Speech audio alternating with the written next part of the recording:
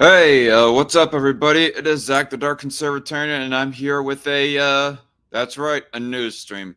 I know that I said a while back that I was going to probably discontinue these news streams uh, indefinitely, or for good. I can't remember what adjective that I exactly used, but suffice to say, I'm not really self-motivated enough to read up on the news. Like, for one, state of the channel is kind of up in the air as far as what I exactly want to do. Like, I've been flirting with the idea of a news show in replacement of Strike Force, but for right now, because I'm not very well motivated, I thought I would take the method of reading about the news via watching people, or at least plausibly having people watching me read the news because really a lot of the stuff that I wanted to mainly do with this political channel was to prioritize edited response videos, but the news happens outside of whatever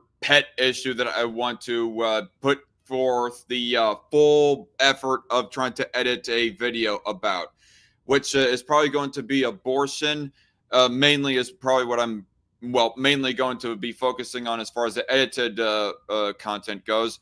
But for right now, I got this right here. As you can all see on screen, I also have like a little bit of gameplay footage going on in the background. So as something to kind of keep a little bit more of the activity and amusement or entertainment value up on this live stream. I know it's like jangling keys in the opinion of some other like content creation snobs out there, but I don't care. It's something that I like to do is put forth gaming footage, and yes, obviously you cannot. As you can possibly see, I'm not actually playing this. This is of my own recording too, by the way. This gaming footage right here, and I do not know why it is, but for some reason it will not hide my actual mouse. So you can see the mouse right there that looks all bubbly and whatnot. That's my actual in-game mouse from the recording, and this plainer white one, that is my actual mouse. But anyway, I am like taking too long. Actually, I just thought of something. What I wanted to open up with actually was hold on a second. What I actually wanted to open up on is a little bit of something different. I wanted to start off on responding to a I want to start off responding to a certain TikTok that I actually I need to like rearrange some tabs here.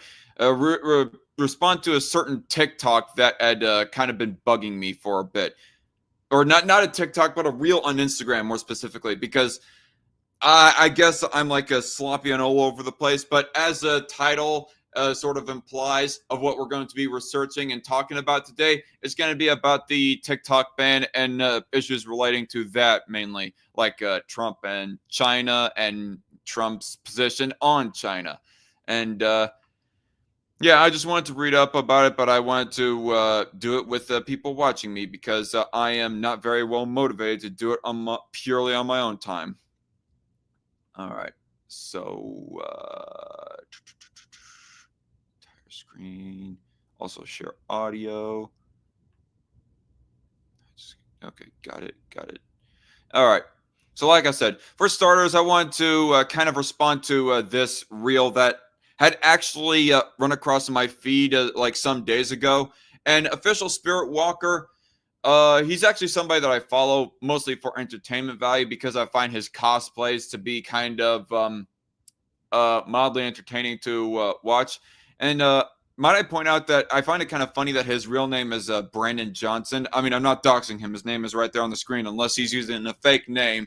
But find it quite the funny coincidence that his name is after that of the current mayor of Chicago. But regardless, without further ado, let's actually get onto this reel. To my 6 million followers and the hundreds of millions of like, reactions, and shares I've gotten on TikTok, I want to thank you all from the bottom of my heart. Now, FYI, this reel right here is not all just a whole bunch of feel-good schmaltzy stuff like him like self-congratulating or saying thank you to all of his viewers and whatnot. There is like some commentary that he gives about the TikTok ban. Oh, holy crap, there's like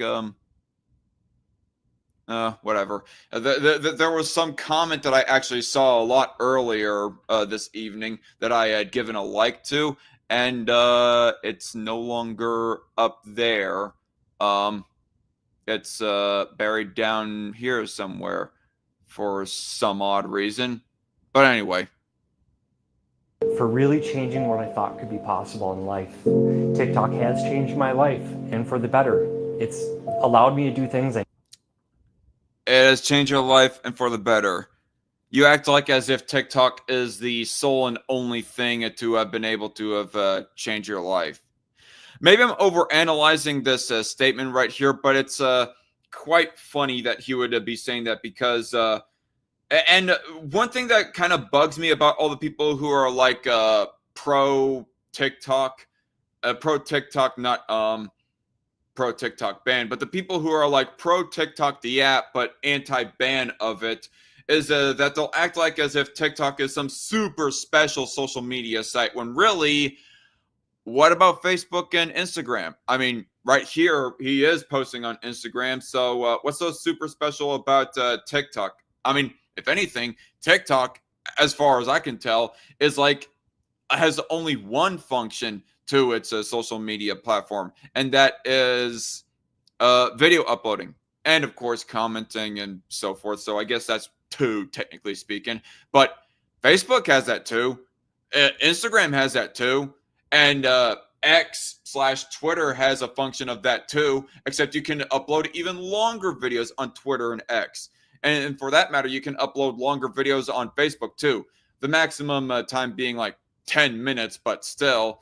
And on top of that, you could also like just post pictures and so forth, updating about your life. If you want to upload a picture on TikTok, you have to put it in video format specifically. You cannot just upload the picture by itself with a little caption or description or whatever.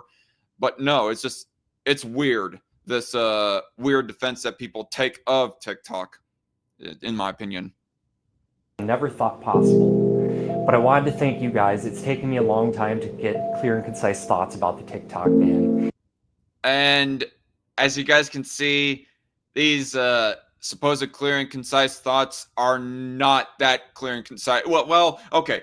They might be clear as far as the clearest that he is able to put forth, but they aren't very concise at the very least.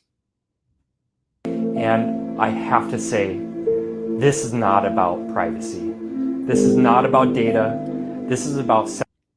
All right. Not about data, not about privacy. And notice also there that he doesn't mention a single lick about China. So I'm going to presume that he is going to assert kind of a straw man that this is not about China either. Well, I don't know. I don't want to accuse him of straw manning as if he's some kind of malicious actor or anything against any of those who are like pro TikTok ban or anything like that. But all the same, very quickly, and hello, Crod, in the live chat. How are you doing today? It's been a while. But anyway, what was I gonna say? Yeah, I mean, I wonder if the reason why he does not mention China specifically is because he does not want to get banned in China. It's like, I don't know why he's so concerned about that. One of the comments, actually, the comment that seems to have disappeared suddenly that I was referring to earlier, mentioned something about actually China banning the usage of TikTok within their country. Like if TikTok is exclusively a foreign nation thing, a foreign citizen usership thing, not really for within the borders of China. I don't know the validity of that claim, and maybe that's something that I should like pull up a tab for in my research of on this live stream. But still, so I don't know why he would be worried about China. I mean, if he does know about how all the people who are like pro ban are coming from a concern of China sucks and so forth. If he does know that, why would he be self-censoring on that? That is, again, if he knows about that. Like, I'm not going to... Official Spiritwalker, he might be dumb, but I'm not going to say that he's absolutely stupid or anything like that. And by dumb, I'm meaning in the most kindest way of the usage of that word, meaning he's just ignorant. But anyway, he said that it's not about data. It's not about privacy. But the thing is, in reality, that is what it is about for all the people who are pro-ban. And here, let's let him continue here. Censorship of the American people and stifling free speech. That's a weird position too. Like, one of the main arguments that people put forth as to why that banning TikTok is a bad idea is because it stifles free speech or bans people's free speech. And really, it's not like the individual TikTok user is being banned from speaking about a certain topic. It's just that TikTok is being banned from operating in the United States. I mean, the average TikTok user is still able to take whatever it is that they want to say to a different platform. Like, I guess I get of what they're trying to say, but really, that in reality, going with the literal words of what they're saying, though, that is not what this is about. That is not what's happening. Like, Official Spiritwalker, your speech is not being banned. You're still able to speak it here on Instagram. It's not a banning of the average TikTok user from speaking, period. It's more like a ban of ByteDance, the owner company of TikTok, from operating TikTok in the United States. As far as I know, couldn't ByteDance start a new company, a new social media platform to operate in the United States? Like, as far as I'm concerned, there's nothing stating against them doing something like that. Dang it, that's actually another tab that I meant to pull up, but we'll get into that later. Talking about the very wording of TikTok, the TikTok ban. The people who are making these laws to ban TikTok have shares and stocks in Meta, the actual app that does sell our data to the highest bidder. And no denial of that. In fact, there have been full-on hearings against Mark Zuckerberg on that, and the main people who were having hearings with Mark Zuckerberg about him selling Facebook users' data to the highest bidder, those were mainly Republicans. And there's a whole lot of overlap between those Republicans that were having those hearings with Mark Zuckerberg and those Republicans who are voting for this ban.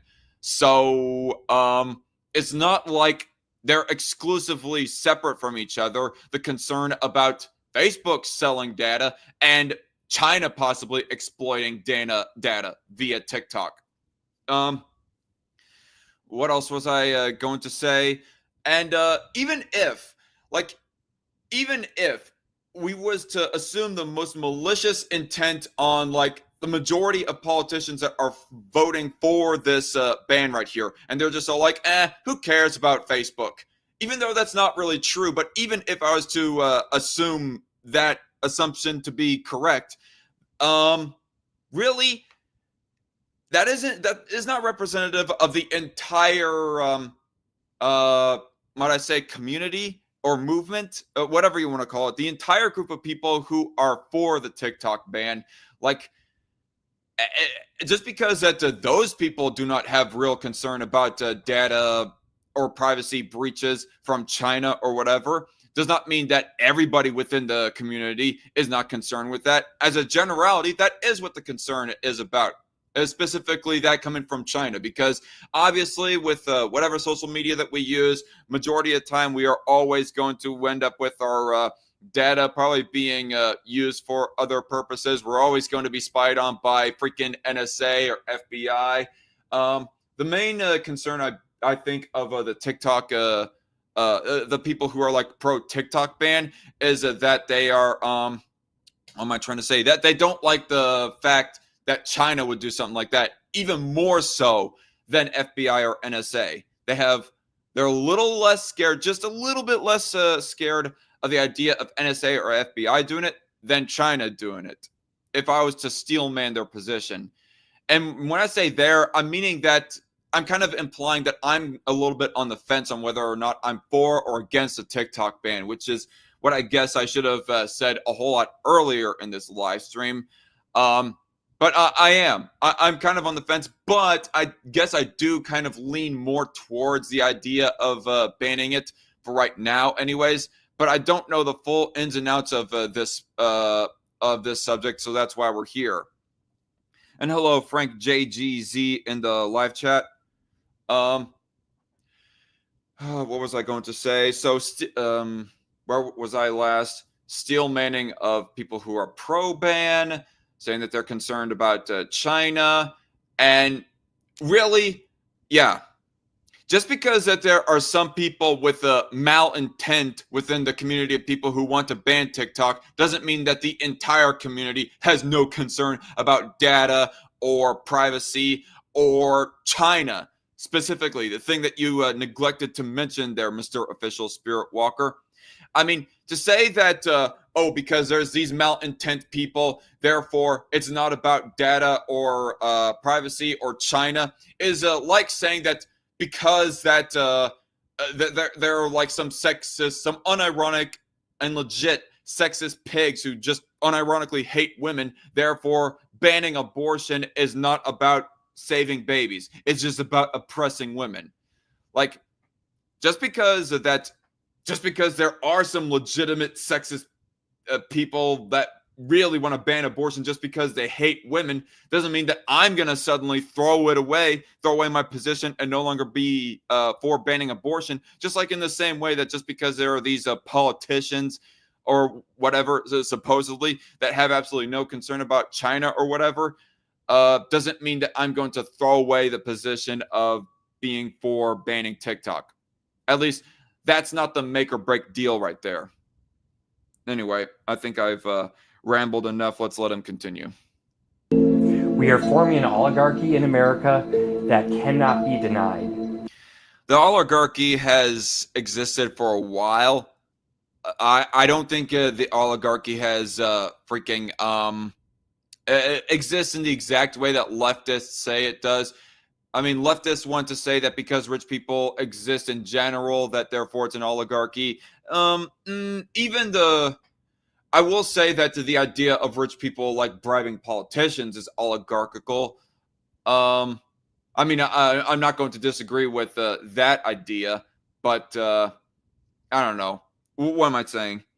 I guess what I really want to say is that the existence of oligarchical ways of politics in the United States has existed for a while. So him acting like we are forming an oligarchy as if this is some new revolutionary thing, you are like 30 plus years late to the party, guy. The wealth disparity is unbelievable. I know politics is not my main thing, but something that weighs very heavy on me. I need to say my truth, and we are... Can we just fucking get rid of the statement, my truth? There is no such a thing as one person's my truth, their one truth, their individual truth, or whatever have you. There is the truth, and then there's your opinion. You're speaking your opinion, not your truth. We are becoming worse than a communist government.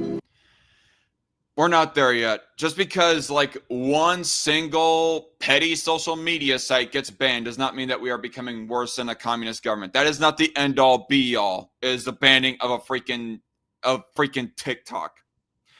And by the way, I find this kind of funny, like, throw in like a little bit of a rag against communism. Therefore, that means that I am like really in the center. I mean, I'm not going to say that Official Spiritwalker is an actual leftist pretending not to be a leftist, but I'm just going to say that just because he like throws some shade at communism does not mean that he automatically is not at least a center leftist of some sorts. Some guy in the live chat named Mischief. Come on, DarkCon W. Hello, by the way. Anyway. Our price of food, price of living, everything is well out of range. What's this got to do with the TikTok ban? Are you saying that the TikTok was like the only thing that was helping keep you afloat? That's if you're using like one singular social media platform to stay afloat, you are like doing some very bad business dealings, in my opinion. I mean, I cannot speak from any real experience because honestly, I don't make any money off of my YouTube commentary or anything like that. But if I was to make money off of my YouTube commentary, and especially if I was to make a full on living on here, I would divest, not just be reliant on YouTube. I would like have, say, Patreon and Subscribestar for people to donate to. Maybe I would start uploading more to Rumble and Odyssey and so forth. But just, yeah, a little bit of a. I'm sorry. And really, this is my opinion in general of TikTok users. Do not put all your eggs in one basket. That basket being TikTok. What's available to the American public. With that, I did want to say I absolutely love you guys and love everything that's happened with this. You guys have absolutely transformed my life, and there are really big things coming up with multiple different movies coming in the future. And I don't know if the rest of it is necessary, and I hope that that music is very loud. Like, you know how that a lot of my older edited response videos, I would almost have the music like drowning out my audio and the audio of the video that I'm responding to, and sometimes or it does completely drown it out. That's the same case with this guy here. Why do you got the music so loud? And I hope that the music is royalty free so I don't get a copyright strike too, by the way. So many new creatures are coming out very soon. So if you want to keep up to date with that, you can follow me on YouTube, the Spiritwalker. I'm on Red Note as the Spiritwalker. Oh man, he says that he's on Red Note. Oh god. You know, I do gotta ask the opinion though. The majority, like, I've been given the benefit of the doubt that the majority of people who use TikTok are not really malicious actors or blithering retards, but they're just kind of dumb kids. Apolitical, careless, dumb kids. But I gotta ask, is that really the case? Or is everybody knowing that these platforms are China owned and they are just willfully want to, utilize Chinese services in this sort of way? And he's using like Red Note as a replacement of TikTok, knowing that TikTok is a China-owned service. And yeah, now he's using Red Note instead, something that is even more blatantly Chinese, China-owned, like China, the nation, ran and owned.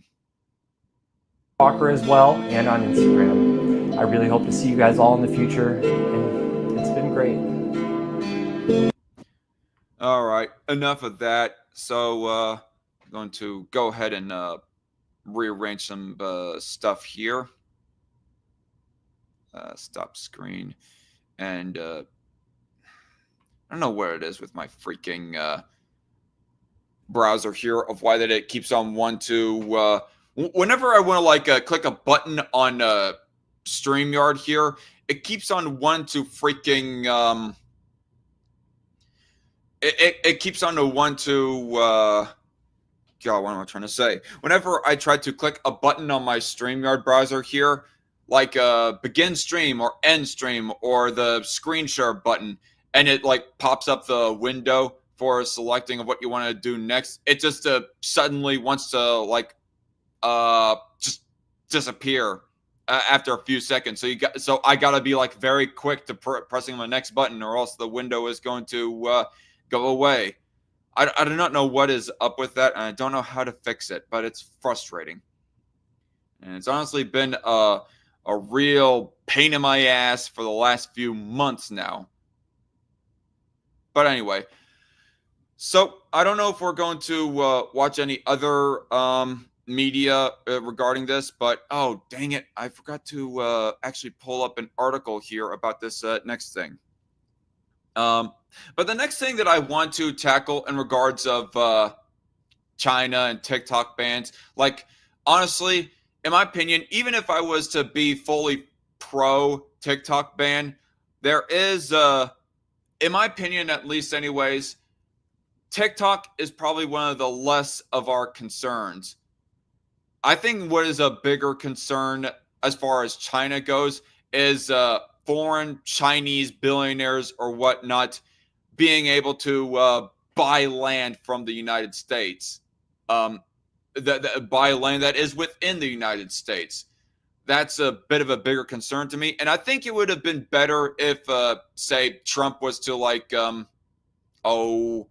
torch bear the torch for an effort to ban that sort of practice in the same way that Ron DeSantis has. And that's kind of what I want to research up next for my own sake anyways. Like, this might be common enough information for a lot of people, but maybe there's some new little tidbit about him banning Chinese ownership of land within Florida that you guys could get from. But I'm going to read about that Ron DeSantis banning Chinese purchasing of land within Florida for my own sake, more than anything. Okay. Fact check how Ron DeSantis has restricted Chinese influence and investment in Florida. How's this a fact check? NBCmiami.com by PolitiFact. What? I didn't know that. I thought this was just purely an NBC article, but it says within the right below the title of the article by PolitiFact. Like if NBC did not really post this article, but instead they're platforming a different website's article, that being PolitiFact. You know, I'm gonna back out because I don't trust PolitiFact as far as I can throw them. U.S. court blocks Florida law barring Chinese citizens from owning land. How DeSantis' ban on Chinese ownership has affected buyers and real estate agents 3 months in. Okay. Asian America. How long is this article? It's kind of a lengthy one.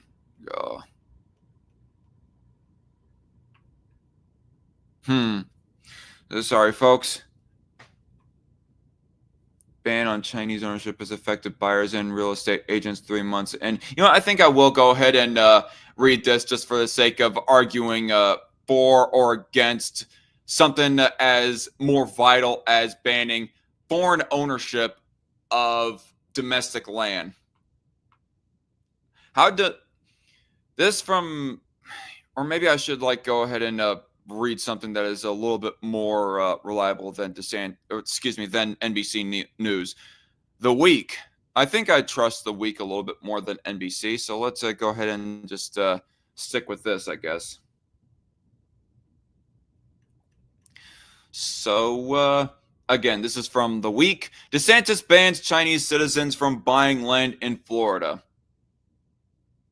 Florida Governor Ron DeSantis signed 3 bills into law on Monday, including one prohibiting Chinese citizens from purchasing land in the state.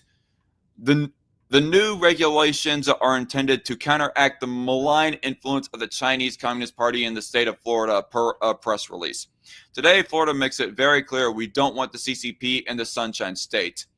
Really, it shouldn't be in anywhere else in the country. And like I said, it would be great if Republicans within the federal government, that federal Republicans would focus something more on that, banning foreign ownership of domestic land or foreign purchasing of domestic land, as opposed to banning TikTok.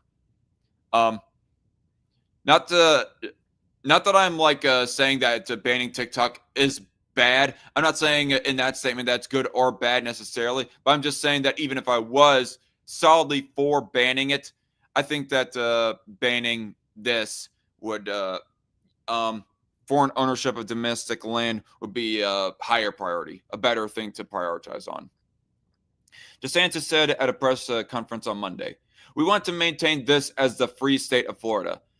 The new bill, SB 246, prevents Chinese nationals from buying land in Florida unless they are also American citizens or permanent residents, insider explains. Yes. So to get the racism claims out of the way, it's not that they are Chinese heritage why they're not allowed to own land within Florida. It's because they're Chinese citizens. Like, why single out Chinese citizens, though? It's not because they're Chinese. It's because we have a little bit more of a hot rivalry with them than, say, even Mexico, for that matter. Like, as many issues that people on the right want to bring up about illegal immigration from Mexico, I don't even think that there's much of anybody that goes saying that Mexican citizens buying land within the United States, they're at least not making that as big of an issue, or it's not being shown to be as big of an issue as Chinese billionaires being able to purchase land within the U.S. So, thus, it makes perfect sense as to why to ban Chinese citizens from buying land within the U.S., as opposed to Mexican citizens or Canadian citizens or anyone else. Maybe Russian citizens should be banned from purchasing land within the U.S. as well, but that's aside the point. Insider explains. In an exception to the new law, legislators added an amendment allowing anyone holding a non-tourist visa to buy one property of up to 2 acres, Insider adds, as long as it's not within 5 miles of a military installation. Very good caveat, in my opinion, there. DeSantis called the latest bill a response to a concerted effort by the Chinese Communist Party to acquire farmland in Florida. The governor also signed a bill that bans using Chinese-owned social media apps like TikTok and WeChat. So it seems that within Florida, there has already been a TikTok ban for a while, even though it hasn't been on the national level. But anyway, on government... wait. Probably should repeat that last sentence. The governor has also signed a bill that bans using Chinese-owned social media apps like TikTok and WeChat on government devices, and another that limits colleges and universities from entering agreements with their counterparts in foreign countries of concern such as China. So I might want to take that back. It doesn't seem like it was a hard ban on TikTok usership within Florida, just if you're a government employee using a government device, or government devices in general. Florida has also banned Russian, Cuban, Iranian, North Korean, Syrian, and Venezuelan citizens from purchasing property within 10 miles of a military base. Based, especially Russia, Iran, and North Korea, based. However, they were not entirely banned from buying land in Florida. Wait, what? Not entirely banned. Okay. It's just if you're buying land from a military base or that's near a military base, nope, not allowed. Florida has taken action to stand against the United States' greatest geopolitical threat, the Chinese Communist Party, DeSantis said in a statement. I'm proud to sign this legislation to stop the purchase of our farmland and land near our military bases and critical infrastructure by Chinese agents, to stop sensitive digital data from being stored in China, and to stop CCP influence in our education system from grade school to grad school. We are following through on our commitment to crack down on communist China. So that's the end of that article. It was a rather neutral article, so good on the week. And might I just say that this is like a rather stark example of DeSantis being better than Trump, if I'm to be frank. I mean, I already thought that DeSantis was better than Trump. I would have liked it and preferred it if he got the nomination last year in the 2024 presidential election. But this is just showing even more as to how he's better than Trump. Even if you are pro-TikTok ban, even if I was to be pro-TikTok ban, the fact that DeSantis actually takes action on this is better than Trump, whereas Trump has not hardly spoken a word even about the idea of banning Chinese citizens from owning domestic land.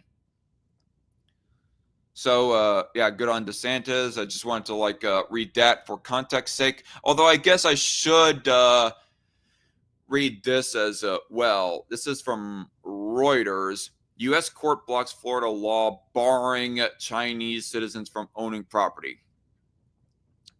So, for context sake, I am going to go ahead and read this. U.S. court blocks Florida law barring Chinese citizens from owning property.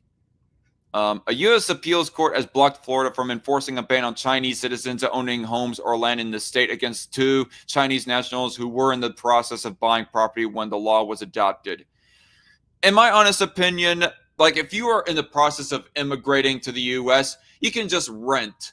You can just rent a home while you are trying to get yourself naturalized within the country. I mean, it's not that big a deal. It's not like you that quickly need to start buying a house or anything like that. Not in my opinion, at least anyways. You can rent for the short term before you purchase a home. A panel of the Atlanta-based 11th U.S. Circuit Court of Appeals said on Thursday the individuals were likely to prevail on claims that Florida's ban violates a federal law governing real estate purchases by foreign nationals. A Florida federal judge in August had declined to block the law, prompting an appeal by the plaintiffs. The 11th Circuit blocked enforcement of the law against the 2 plaintiffs pending the outcome of the case. Lawmakers in several Republican-led states, including Texas, Louisiana, and Alabama, are considering similar restrictions on Chinese citizens owning property. China's foreign ministry said last year that such laws violate the rules of market economy and international trade rules. China's foreign ministry. More like it is a restriction on you being able to meddle within our affairs. Go fuck yourself, China. Not sorry. The Office of Florida Attorney General Ashley Moody, a Republican, did not immediately respond to a request for comment. Florida's ban violates the... Wait, what? Florida's ban violates the U.S. Constitution by specifically targeting Chinese citizens. How's that a violation of the Constitution? Is there some clause that I missed within the Constitution that says that you are not to discriminate at all based on citizenship, of what country that you are from specifically? And this kind of applies to the massive air quotes Muslim ban that Trump instituted. Even though it wasn't really a Muslim ban, it was just a ban from 6 or 7 countries that just happened to be majority Muslim was all. But let's see what he has to say. Said Bethany Lee, legal director of the Asian American Legal Defense and Education Fund, one of the groups representing the plaintiffs. So I'm still waiting for the quote from the Constitution. Today's ruling should serve as a warning to other states who are considering passing similarly racist bills.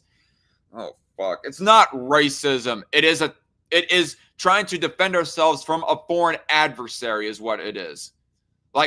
It has nothing to do with the skin color or facial features or whatever of Chinese people, okay? It's to try and fend off specifically Chinese billionaires from buying big swaths of land. Steeped in a history when Asians were ineligible for citizenship and were told they didn't belong, Lee said in a statement. Florida's law prohibits individuals who are domiciled in China and are not U.S. citizens or green card. Wait. 1 second. Starting over. Florida's law prohibits individuals who are domiciled in China and are not U.S. citizens or green card holders from purchasing buildings or land in this state. Okay, so that was not a quote from anybody. That was the specific Reuters article. So the Reuters article is kind of responding to the claims of racism by Mrs. Lee, and saying that, yeah, why does somebody who is not even in the process of immigrating to the U.S. have a right to purchase land within the U.S.? That's something that does not make sense to me right here. How many defenders does this even have? Well, not the ban of China Chinese citizen purchasing of U.S. land, but the idea of Chinese citizens purchasing domestic land. Are there any defenders of that idea? Am I just ignorant? Because I feel like that there is a super minority that is maybe not even existent that anybody exists within that camp. I would take a gamble that there is likely nobody who is defending that idea. Not even far leftists, for that matter. I mean, there are far leftists who defend China itself as a country, but that's China within China's own borders, not necessarily Chinese citizens purchasing land within the U.S.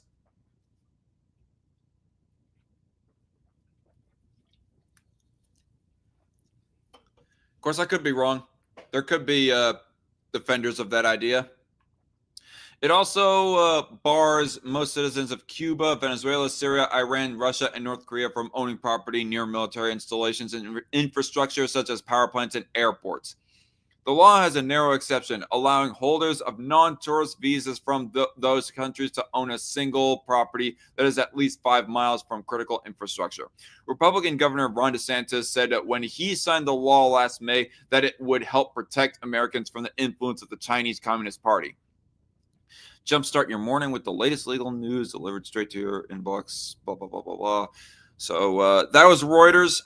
So not exactly here nor there on the political spectrum. I mean, they are rather mainstream, so probably not the type of website that people that are the most hardcore of Trumpist, what am I trying to say? The most hardcore of Trumpists, probably not very defending of it, or excuse me, what am I trying to say? Probably the most hardcore of Trumpists are rather distrustful of Reuters, but I don't care. So I'm trying to. So that was an article from February of 2024. And the article that I read before that from the week was May of 2023. I'm pretty sure that there was an article that I had come across that was talking about of how that that ruling was actually struck down. The ruling against the Ron DeSantis bill banning Chinese citizens from purchasing land within the U.S., that the ruling got struck down by an even higher court, a federal court specifically. Was it this one? Ron DeSantis back to law barring Chinese from owning land in Florida galvanizes Asian Americans. Nope, that's just going to be another race baiting smear piece. It is from August 2024, but I don't think I don't think it gets specifically into the issue that I'm wanting to tackle here.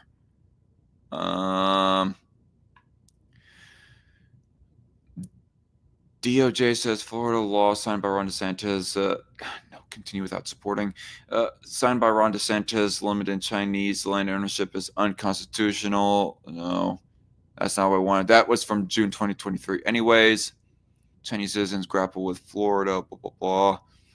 New law prevents CCP from buying agricultural land in Florida. That's from the Hernando Sun, but that's May 2023. I want a law. I want an article that is talking about the ruling against Ron DeSantis' bill.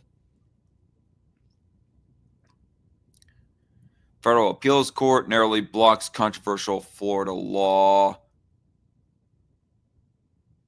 barring Chinese land ownership. Okay.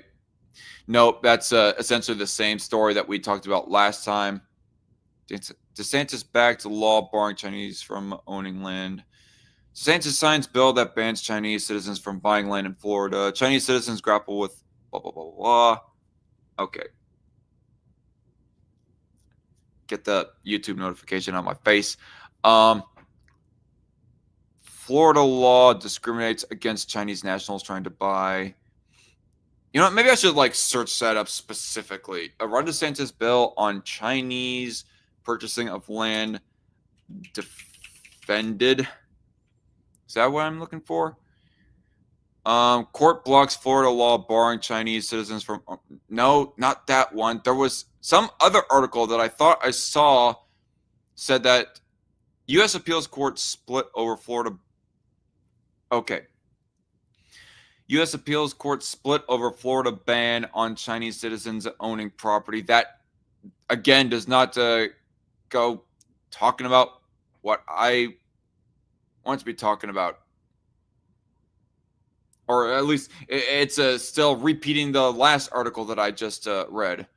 Florida law limiting Chinese citizens from owning land, blocked by appeals court. Again, another article that repeats the last thing. That okay, no, go back.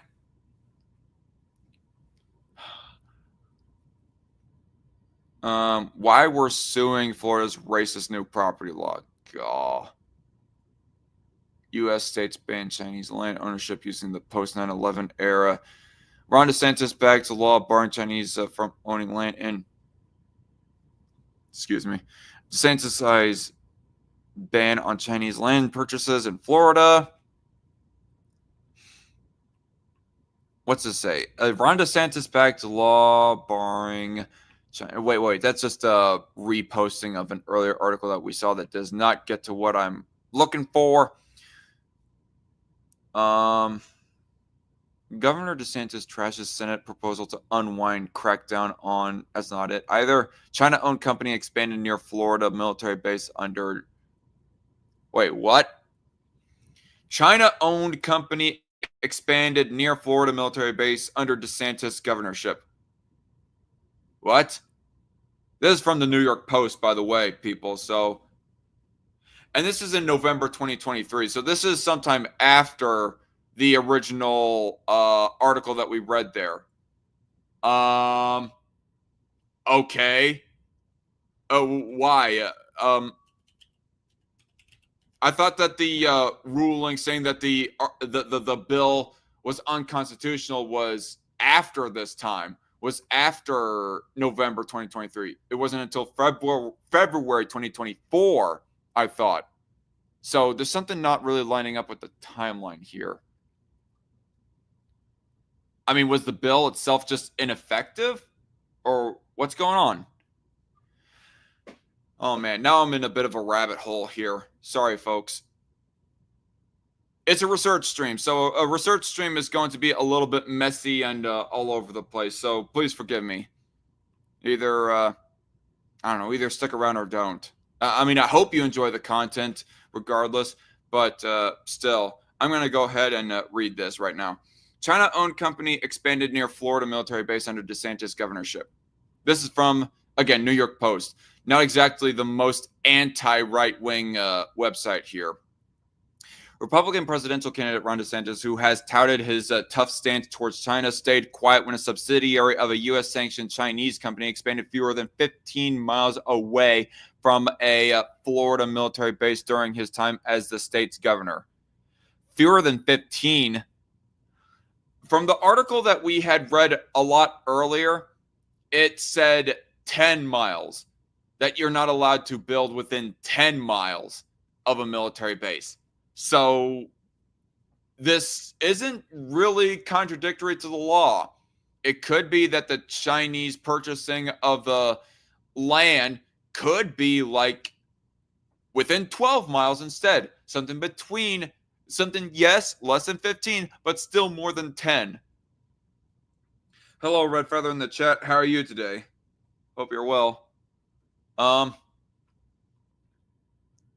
So, yeah, away from stayed quiet when a subsidiary of a U.S.-sanctioned Chinese company.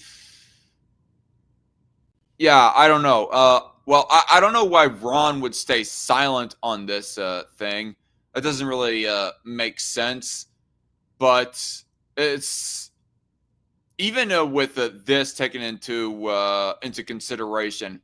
Even if he's like silent on this one subtopic of the issue of banning Chinese citizens from purchasing a domestic land, he would still be tougher than Trump as far as what he has shown physically, as far as being against China on this issue. On the campaign trail, the 45-year-old DeSantis has said he would reorient. On the campaign trail, the 45-year-old DeSantis has said he would reorient U.S. foreign policy to prioritize the Indo-Pacific region and signed a legislation preventing Chinese Communist Party affiliates from purchasing land near military bases. Cirrus Aircraft, a subsidiary of Aviation Industry Corp. AVIC of China, opened 2 new locations in Central Florida in 2022. In 2022. So before the ban was put forth, is there some technicality within the law that says that the further purchasing of land is banned, but if you already owned land before the bill was put forth, that you're not immediately kicked off at that point? I don't know. I'm all right, thanks. How about you? Says Red Feather. I'm all right. Gonna have a bit of a strained voice after this, but still. One of those was at the Orlando Executive Airport, 12.7 miles away from the Naval Air Warfare Center Training Systems Division. So, yeah, exactly what I was thinking. It's outside of 10 miles, but under 15 miles. So, kind of meets the standard of the law so far. AVIC makes fighter jets, helicopters, and drones for the Chinese military. Oh, shit. Oh, shit. Maybe DeSantis is not hard enough when it comes to this. Like, it should be like, I mean, I know that we read earlier that it's that you're allowed to, that Chinese citizens are allowed to buy up to 2 acres of land within Florida. You're not allowed to buy anything bigger than that. But maybe he should really put a harder ban when it comes to stuff that is relating to Chinese military. At least do. I'm actually starting to get a little bit more disappointed in Ron than I would have liked to be, than I thought that I was going to be after this live stream. In 2020, the U.S. Deemed AVIC to be a possible national security threat and imposed sanctions on the company as part of an initiative to stop the growth of firms tied to Beijing's People's Liberation Army. Okay. DeSantis said nothing publicly about the expansion of Cirrus in his state at the time. And in February of 2023, he delivered remarks in front of a Cirrus SR-22 aircraft while criticizing President Biden's response to the Chinese spy balloon fiasco. Okay. So rereading that last paragraph, it's a short one anyways. DeSantis said nothing publicly about the expansion of Cirrus in his state at the time, and in February of 2023, he delivered remarks in front of a Cirrus SR-22 aircraft while criticizing President Biden's response to the Chinese spy balloon fiasco. Talk about ironic. The state of Florida has not provided any taxpayer subsidies or other incentives to Cirrus or its parent company. Cirrus, although not being subject to sanctions itself, could pose a national security risk to the U.S. due to its connection to AVIC, defense experts told the Post. There's no sign the U.S. government will crack down on Cirrus anytime soon, and the federal government has not accused the company of any wrongdoing. This is scary stuff.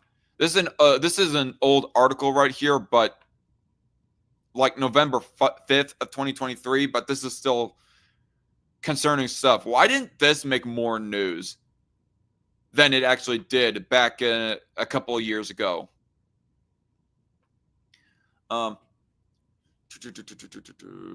It is unnecessarily risky to allow subsidiary companies of Chinese firms that have been listed as sanctioned to operate, said retired Rear Admiral Mark Montgomery, Senior Director of the Foundation for Defense of Democracy's Center on Cyber and Technology Innovation. The parent company has already failed to meet a standard of transparency that got them on that sanctions list. Cirrus's subsidiary status poses questions about how close the company is with AVIC, said Carrie Bingen, director of the Aerospace Security Project at the Center for Strategic and International Studies. Bottom line, it is concerning, Bingen said. Even with a subsidiary, I would want to understand who is on the board of directors. To what degree does the parent company have control, provide direction, receive information from the subsidiary? A June Cirrus prospectus filed with the Hong Kong Stock Exchange showed that the company's employees do have ties to other AVIC subsidiaries sanctioned by the U.S. The Cirrus vice chairman Hui Wang is a director of AVIC Heavy Machinery Company, a company sanctioned by the U.S. Treasury Department and listed by the Pentagon as a Chinese military company, Bloomberg reported. An additional Cirrus director is on the board of 2 U.S.-sanctioned AVIC subsidiaries, according to the outlet. Cirrus has maintained its relationship with AVIC poses no threat to U.S. national security interests. Doubt. Press X to doubt in the live chat. U.S. laws strictly prohibit sharing any information that would pose a risk to U.S. national security, and Cirrus Aircraft complies with all U.S. laws and regulations, spokesperson Nadia Hayder said in a statement. China has been at the forefront of the 2024 campaign, with DeSantis and former South Carolina Governor Nikki Haley both accusing each other of being weak towards Beijing as their polling numbers show them neck and neck in the primary.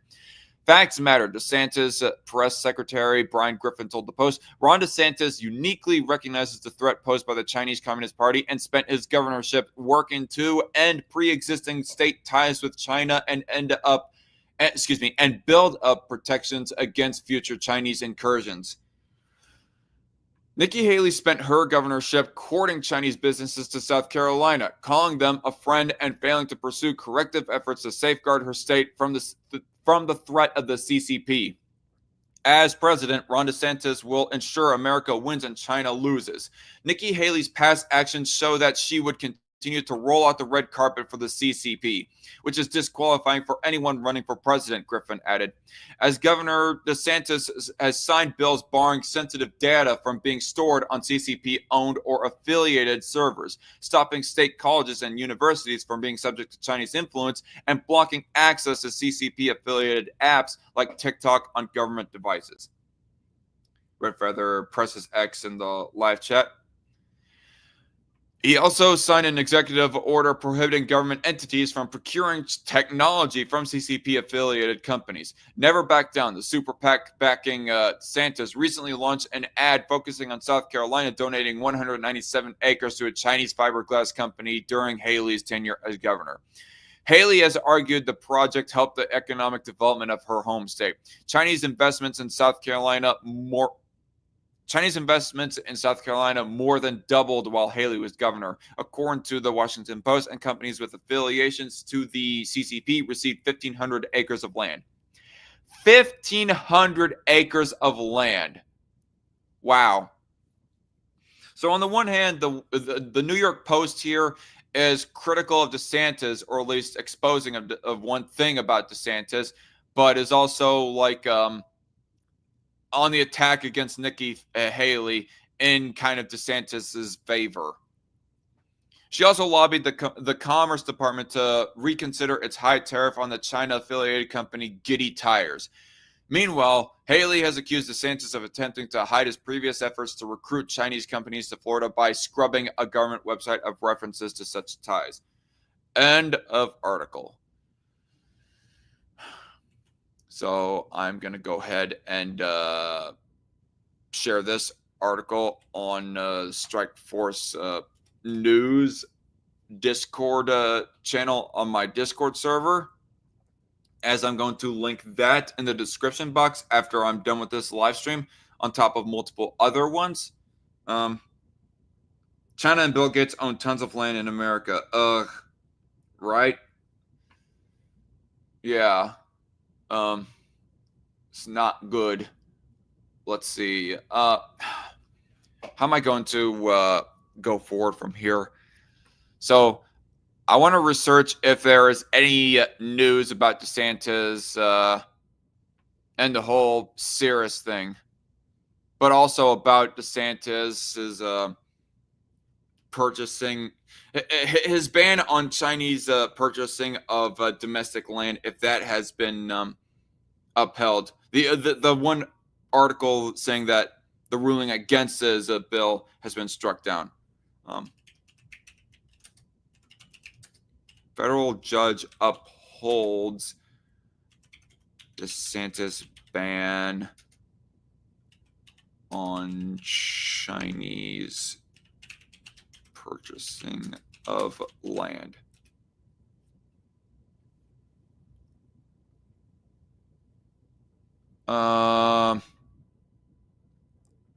From Winston.com. Federal appeals court concludes that Florida law prohibiting Florida real estate ownership by Chinese persons likely violates federal law. What?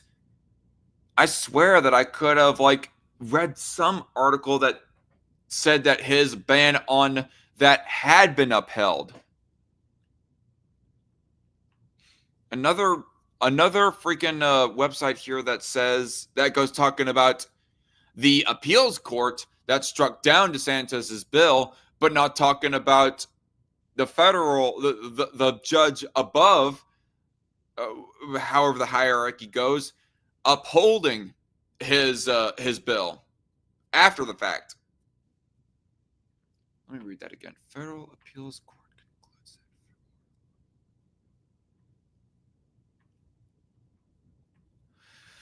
So that talks more specifically about real estate ownership, not that real estate ownership. So real estate ownership is not as big of a concern as billionaires buying huge swaths of land, but still.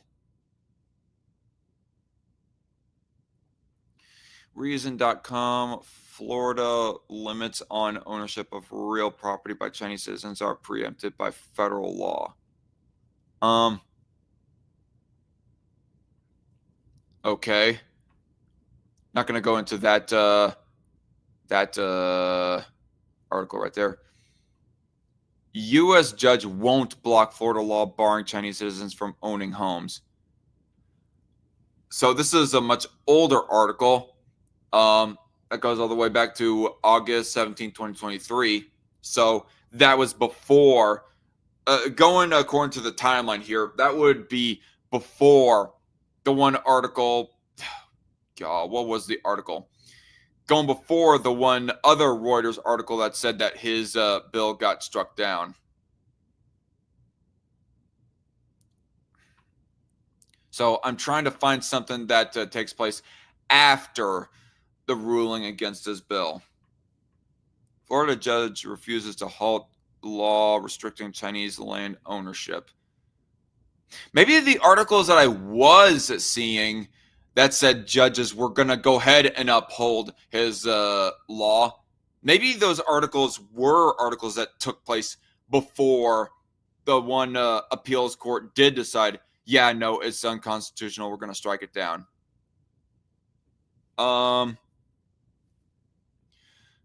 Federal judge rejects push to block.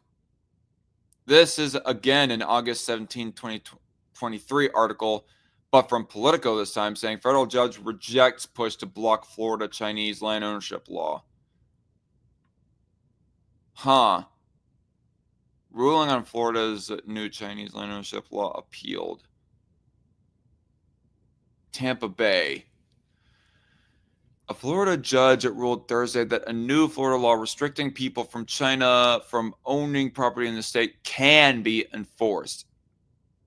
Ruling on Florida's new Chinese land ownership law appealed. Again, August 2022, 2023, not 2024. Damn it. I can't find it.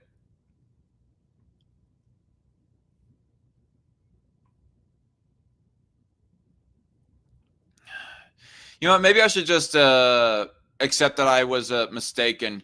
Accept that I was mistaken and that in all reality, his law did not get upheld after there was another court that struck it down. And ultimately, to this very day, Ron DeSantis' bill banning Chinese citizens from purchasing land within the state of Florida that has ultimately struck down and stayed struck down.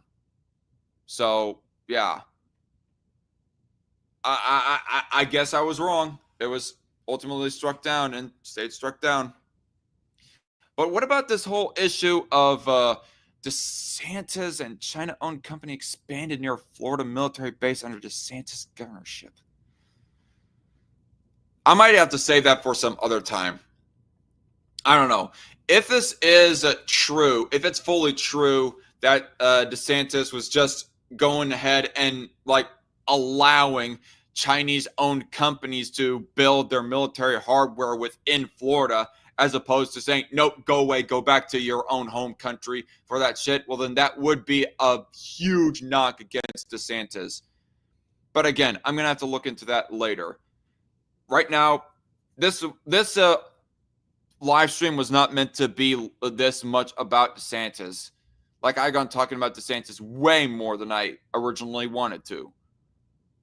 But probably save that for later for me to feature on a different live stream. Right now, we're on an hour and 5 minutes within the live stream. I need a sip of water.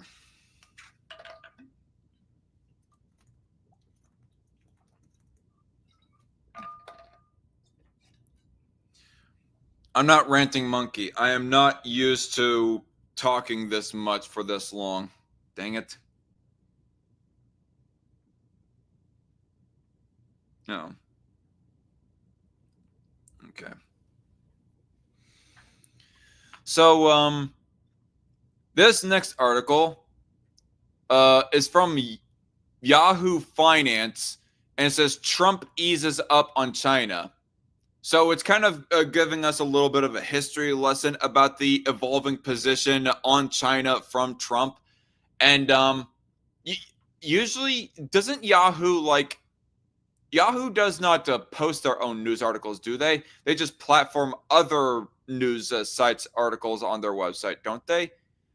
I mean, but this particular article does not show any names of any other websites. It just says opinion Yahoo Finance. Trump eases up on China, and then below the displayed video here, it says Rick Newman, senior columnist.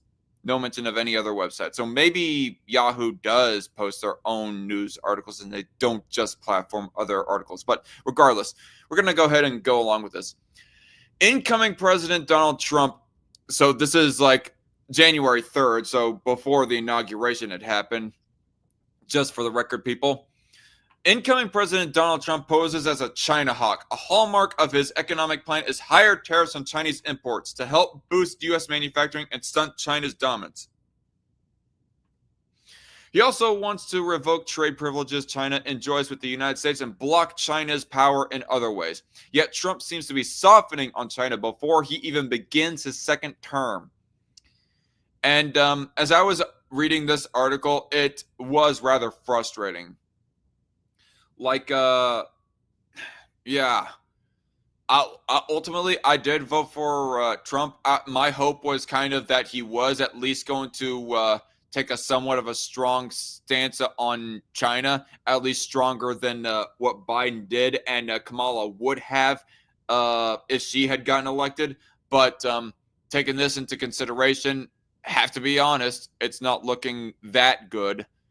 Not as good as your average Trump voter would have hoped, anyways. The most obvious consolation to China is Trump's flip-flop on TikTok, the social media app whose parent company is a Chinese tech juggernaut. And so, obviously, I'm not going to look up any article for this, but in case nobody really knows, I mean, it's pretty much accepted fact that this is the case. Just a matter of whether or not that you heard of it or not. Trump signed an executive order to stave off the ban for, I've heard both 75 days and 90 days. So I do not know of what the exact length of him holding off the ban is, but somewhere in that range. It's something around 3 months. But so maybe eventually he is going to work to ultimately ban TikTok, or so that maybe or maybe he's just trying to give more time so that somebody like Elon Musk or some other buddy of Trump could buy TikTok off of ByteDance instead of doing it like a hard ban. Because I guess there is part of Trump that does know that a lot of Americans really love using TikTok for some reason or another. I mean, I don't like using it. From what I've seen from the outside looking in, it looks more cancerous than Facebook, than Instagram, and even YouTube Shorts for that matter, for what the average content is. Like, yeah, I have seen my share of cancer from those other websites, YouTube Shorts and Facebook and Instagram, but the ratio seems to be a lot higher as far as cancer I get from TikTok versus cancer I get and see from Facebook, Instagram, and YouTube Shorts. Except for flat Earth retardation, I get too much of that bullshit from Facebook. But outside of that, not as much as TikTok. During his first term, Trump wanted to ban TikTok because of threats it could pose to U.S. national security. Congress passed a law last year that would basically do just that unless the app finds a non-Chinese buyer. But Trump now opposes that law, and he's wading into litigation over the matter in ways that suggest he will try to keep TikTok running once he's president. Trump is also hinting at ways China can avoid his tariffs or persuade him to water them down. He's also hinting at ways China can avoid his tariffs or persuade him to water them down. Like,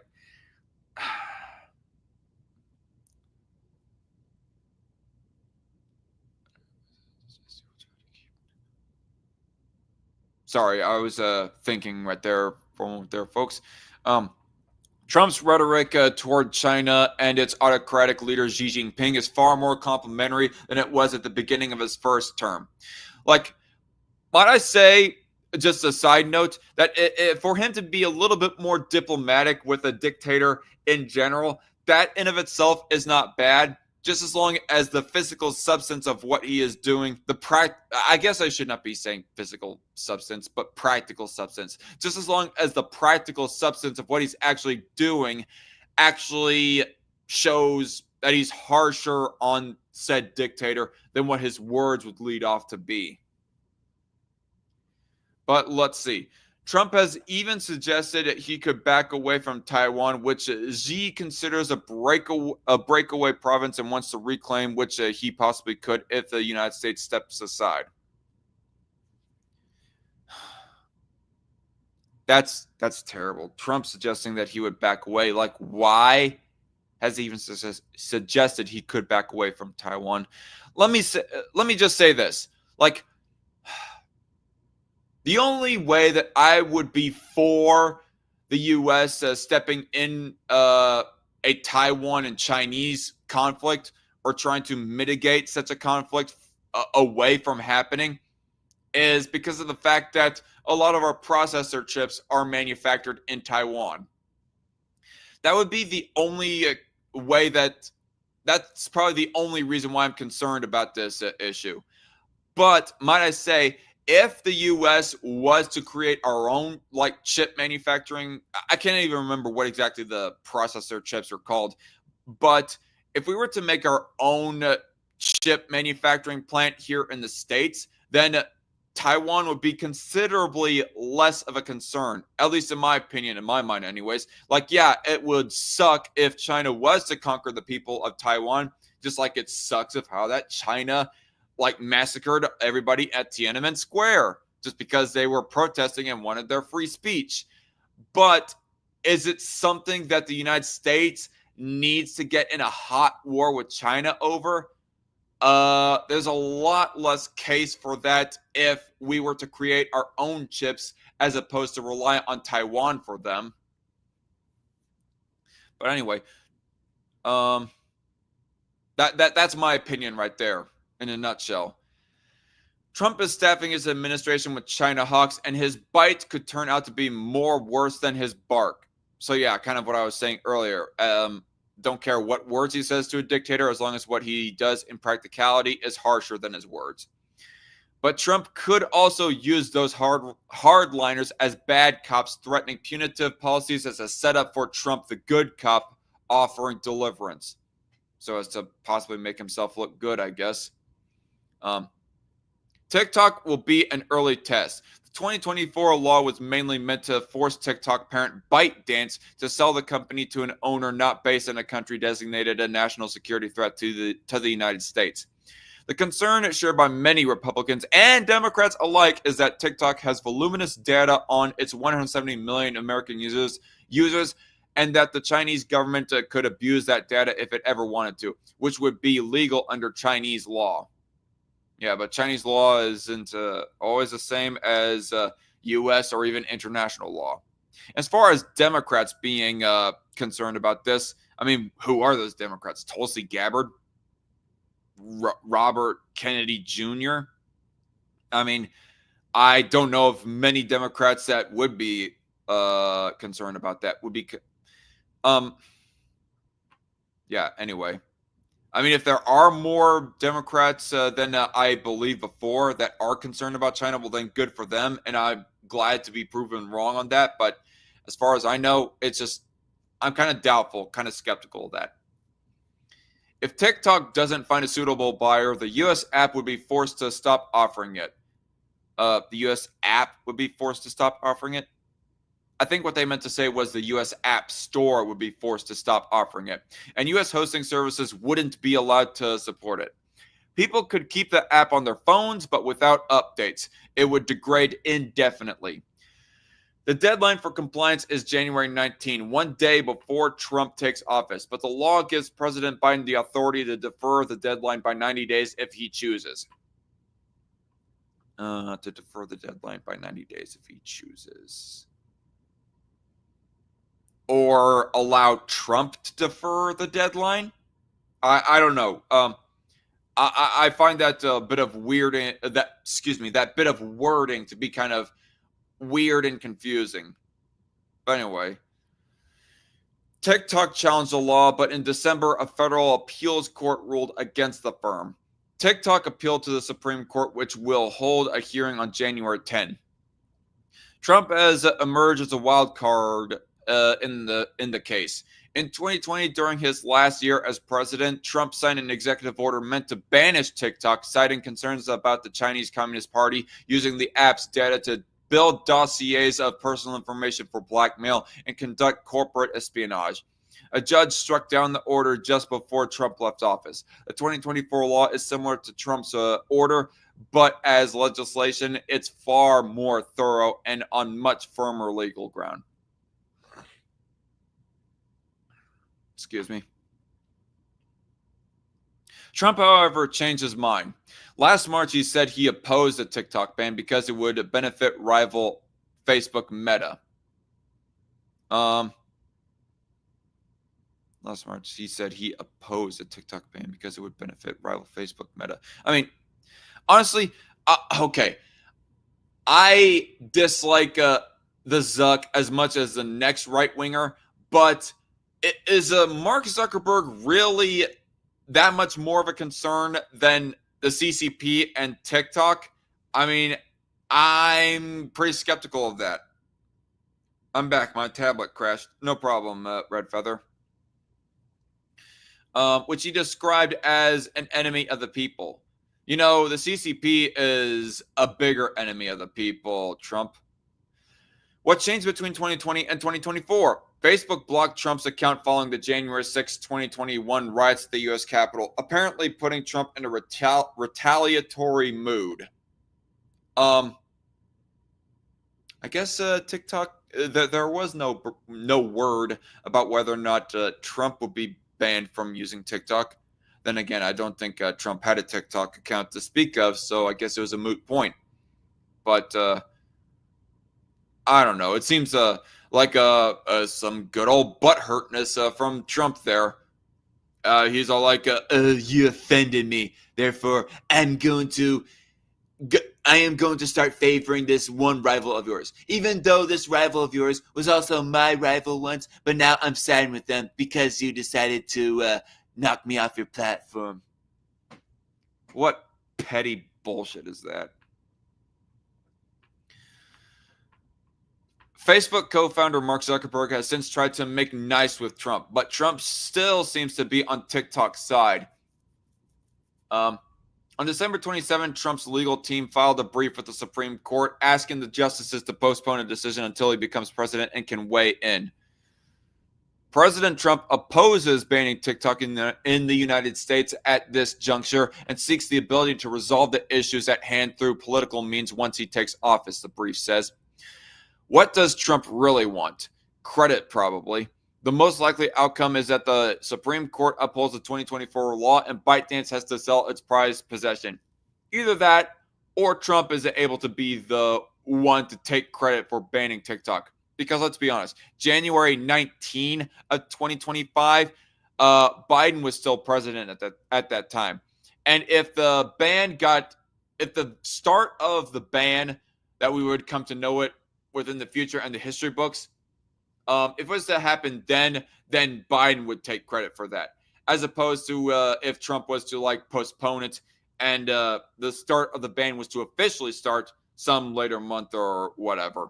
Then he would be able to take credit and be all like, oh, I saved our country. I saved our data. I saved us from Chinese spyware by banning TikTok.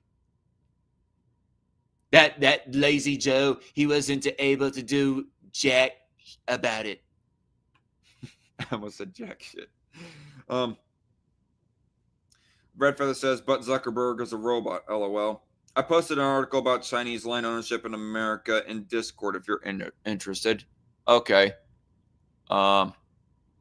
State laws, China, land buying. Okay. Oh, that's a Politico article. I don't trust Politico that much, but I don't know. I guess it would be a decent starting point at least for just as a general, coming from a neutral position of which state has which laws on that, but I don't know. Anyway, continuing on with the article, the most likely outcome is that the Supreme Court upholds the 2024 law and ByteDance has to sell its prized possession. Buyers are lining up and Trump crony Elon Musk could even buy it. If a deal emerges before January 20, Trump won't get credit for it, but if it happens after, he will. Yeah. Kind of repeating what I just said. And Trump crony Elon Musk. So obviously this person has taken this issue from a anti-Trump and anti-Musk position. ByteDance divesting TikTok at any point would be a loss for Chinese President Xi Jinping, since an American law would be forcing a Chinese company into action it wants to avoid. But if Trump gets involved, he can try to arrange some kind of face-saving arrangement for Xi that he can use as leverage in negotiations on trade or other issues. Trump could even try to circumvent the 2024 law and keep TikTok humming as part of some broader deal with China, though any legal justification would be shaky.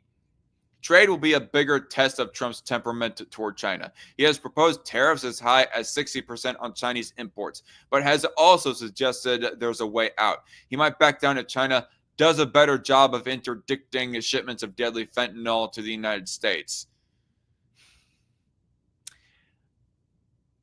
Really? Like, okay, not that I'm going to say automatically that this is a bad thing or whatnot, but that wasn't the original reasoning as to why that you were against Chinese businesses within the United States, or that you were like for tariffing China. It's because they're taking our gerbs, as the good old talking point essentially goes.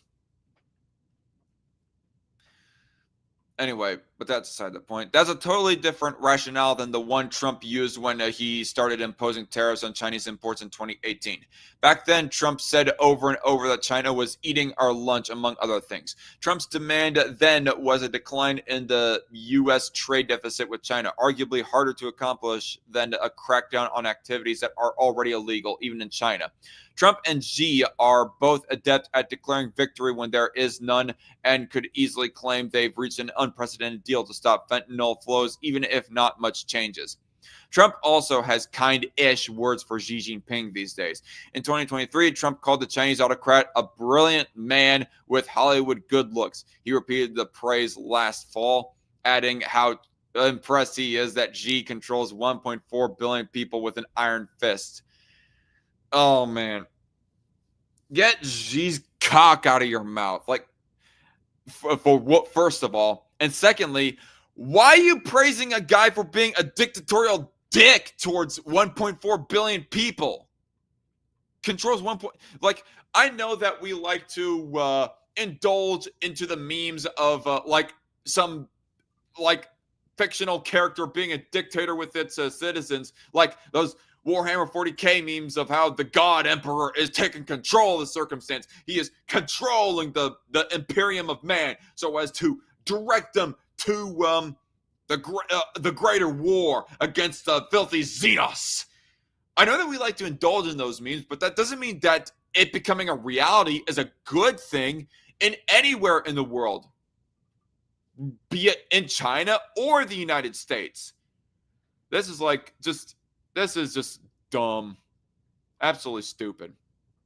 Like, sure, Xi Jinping, you can go ahead and say that he's a brilliant man. He is brilliant in a kind of evil, maniacal way, but to say that you're impressed with how that he's controlling 1.4 billion people with an iron fist, what the fuck, dude?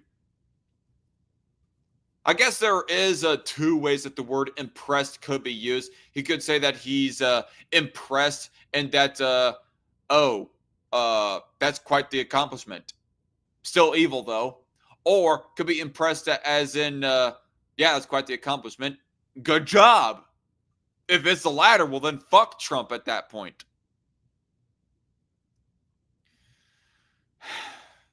Trump even invited Xi to his January 20th inauguration. Xi declined, but he must have perked up last summer when Trump said Taiwan should pay the United States for its implicit pledge to aid the island republic in the event of a Chinese invasion or other aggression. Could Taiwan pay the United States afterward? Or even pay the United States in free chips? I don't know. I mean, just a couple of ideas there. Taiwan split from communist China in 1949 and is now a capitalist democracy. Xi wants to reunify and has ordered China's military to be ready to do it by force by 2027. Trump hasn't said that he'd allow that, but he's put more distance between the United States and Taiwan than any other modern president. Exactly how? I just gotta ask. That just seems to be like, I take that statement with a heavy grain of salt. I know that I am going to. Like, just writing that statement within a sentence of a Yahoo article here, just writing it in here does not necessarily automatically make it true. I mean, it's just a rather vague assertion more than anything, not really substantiating the claim as to exactly how the heck did Trump distance the United States from Taiwan more than any other modern president. Trump deserves credit for shifting the narrative on China during the last decade, focusing more on the threats the Asian tiger poses and less on the cheap products and other benefits of trade some Americans enjoy. He could change the narrative yet again. End of article. All right. So we're going to go ahead and keep that article up so that I can put it in the description box after this website here, or after this live stream here. So I'm probably just going to end this research stream after 3 more articles. This still ending up being longer than I wanted it to be, but still. At this rate, I'm still on the track to get better sleep than I did last night. But we got this short Reuters article. We got this article. Do I really have to accept cookies, or can I just close this without accepting cookies? This message here. Okay. No, I'm just going to keep it up. I don't want to accept cookies. So that Reuters article, this freepress.net article that goes saying why the TikTok ban is a terrible idea, and this pencapitalstar.com article that says why a TikTok ban is good for America. And we're probably going to end it after that. But anyway, this from Reuters. Taiwan delegation to take highest blessings to Trump inauguration. So, yeah, this was shared by Incredible Aspian, one of the Twitter group chats. And so we're going to go ahead and read it. Credit to him for sharing this. Taiwan.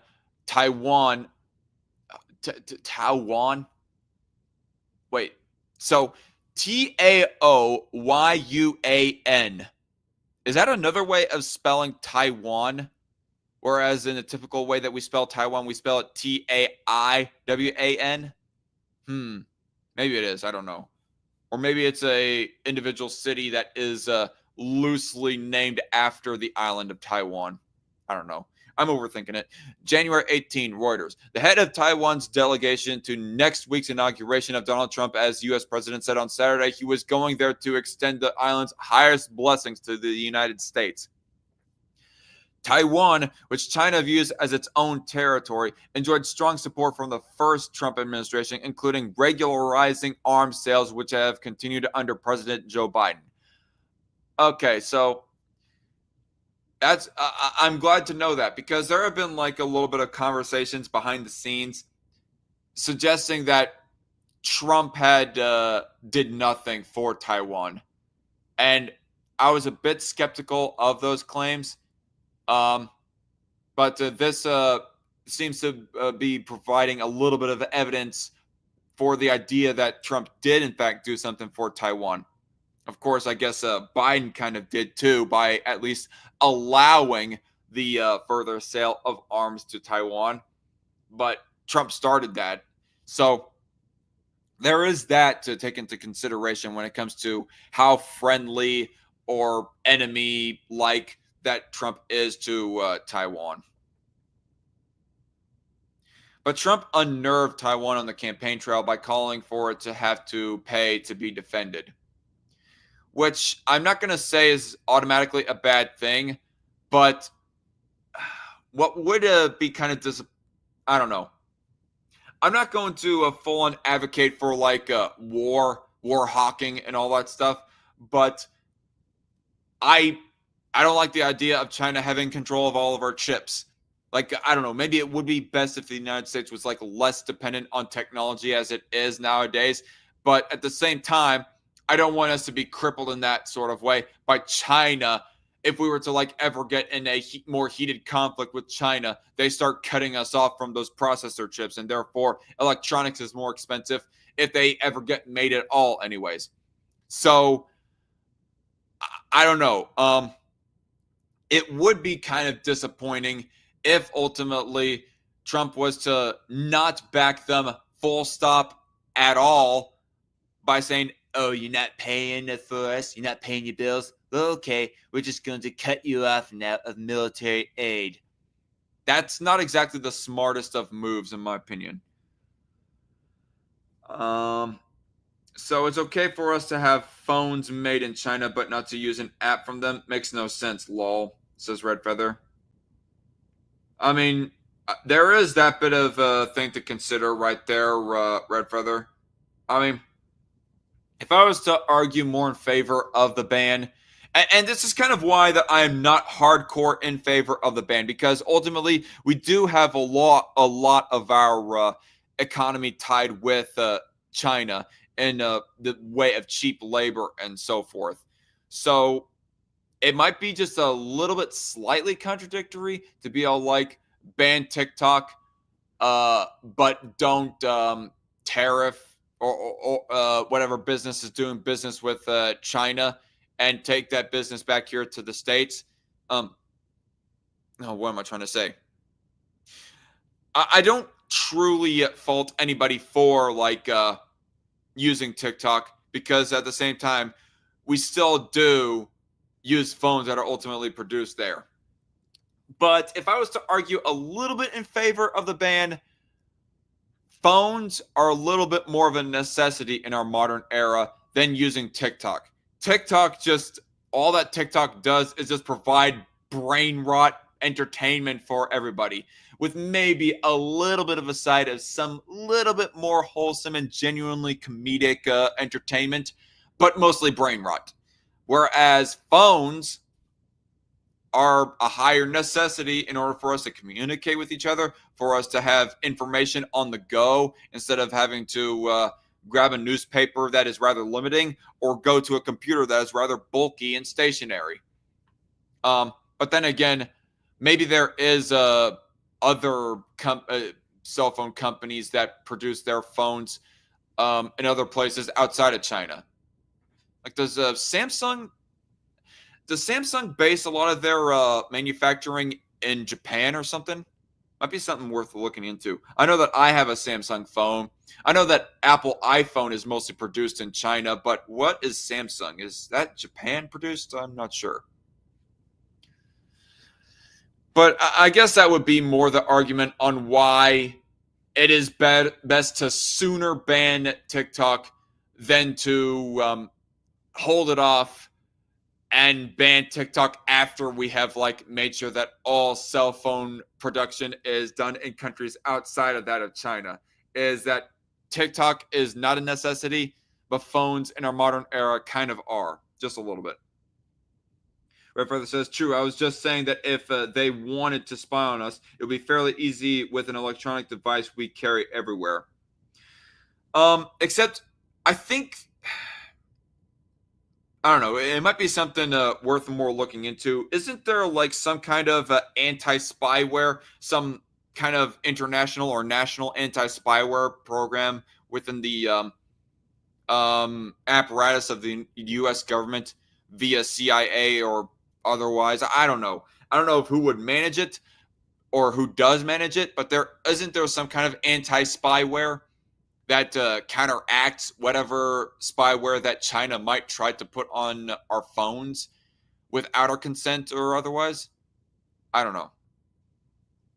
Anyway, continuing on. Taiwan Parliament Speaker Han Kuo-yu, a senior member of the opposition Kuomintang Party and who unsuccessfully ran for president in 2020, president of Taiwan, I'm going to assume, said at the Taoyuan airport before leaving for Washington that many foreign leaders were also on their way, even with the threatened heavy snow. All of our delegation members likewise are taking this enthusiasm to the United States to represent our 23 million people, and we extend our highest blessings to the U.S. presidential team and to the people of the United States. So it does seem kind of it does make me slightly skeptical that Trump would entirely abandon Taiwan if the Taiwan government officials themselves are acting all ecstatic for the return of Trump in the White House. So, just saying, Han is being accompanied by a cross-party delegation of 7 other lawmakers. China's delegation is being led by Vice President Han Zhang, and Chinese President Xi Jinping spoke by telephone with Trump on Friday discussing issues including Taiwan. Oh,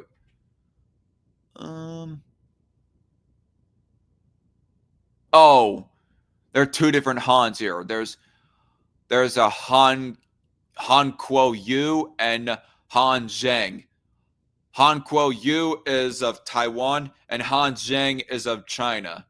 Oh man, you got to specify which Hans that you are talking about here. Damn. China's delegation is being led by Vice President Han Zhang, and Chinese President Xi Jinping spoke by telephone with Trump on Friday discussing issues including Taiwan. Han's party traditionally favors close ties and dialogue with China, but denies being pro-Beijing. Okay, so they're referring to Taiwan Han, not China Han. The United States, like most countries, has no formal diplomatic ties with Taiwan, but is bound by law to provide the island with the means to defend itself. China has ramped up its military pressure against Taiwan over the past 5 years and refuses to speak to President Lai Ching-te, calling him a separatist. I mean, okay, whatever. I don't know if that's factually true, them being a separatist, but if I was in Taiwan's shoes, I'd be like, okay, whatever, China. Fuck you. Don't care. He rejects China's sovereignty claims, and China has rebuffed his offers of talks. Meeting late on Friday with Mike Pence, Trump's vice president in his first administration, Lai said, given China's threats against Taiwan and Beijing's cozying up to countries like Russia, democracies needed to work together.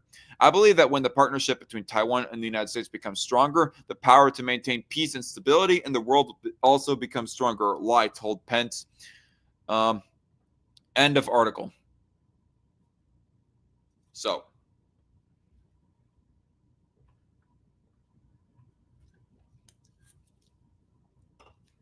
that was shared within the Twitter group chats, and I wanted to read that, mostly not so much relating to TikTok, but I was wanting to read that leading up to this live stream because of the issue of China in general, and how the conversation of how weak is Trump going to be on Taiwan or not, because it is very relevant. That article was.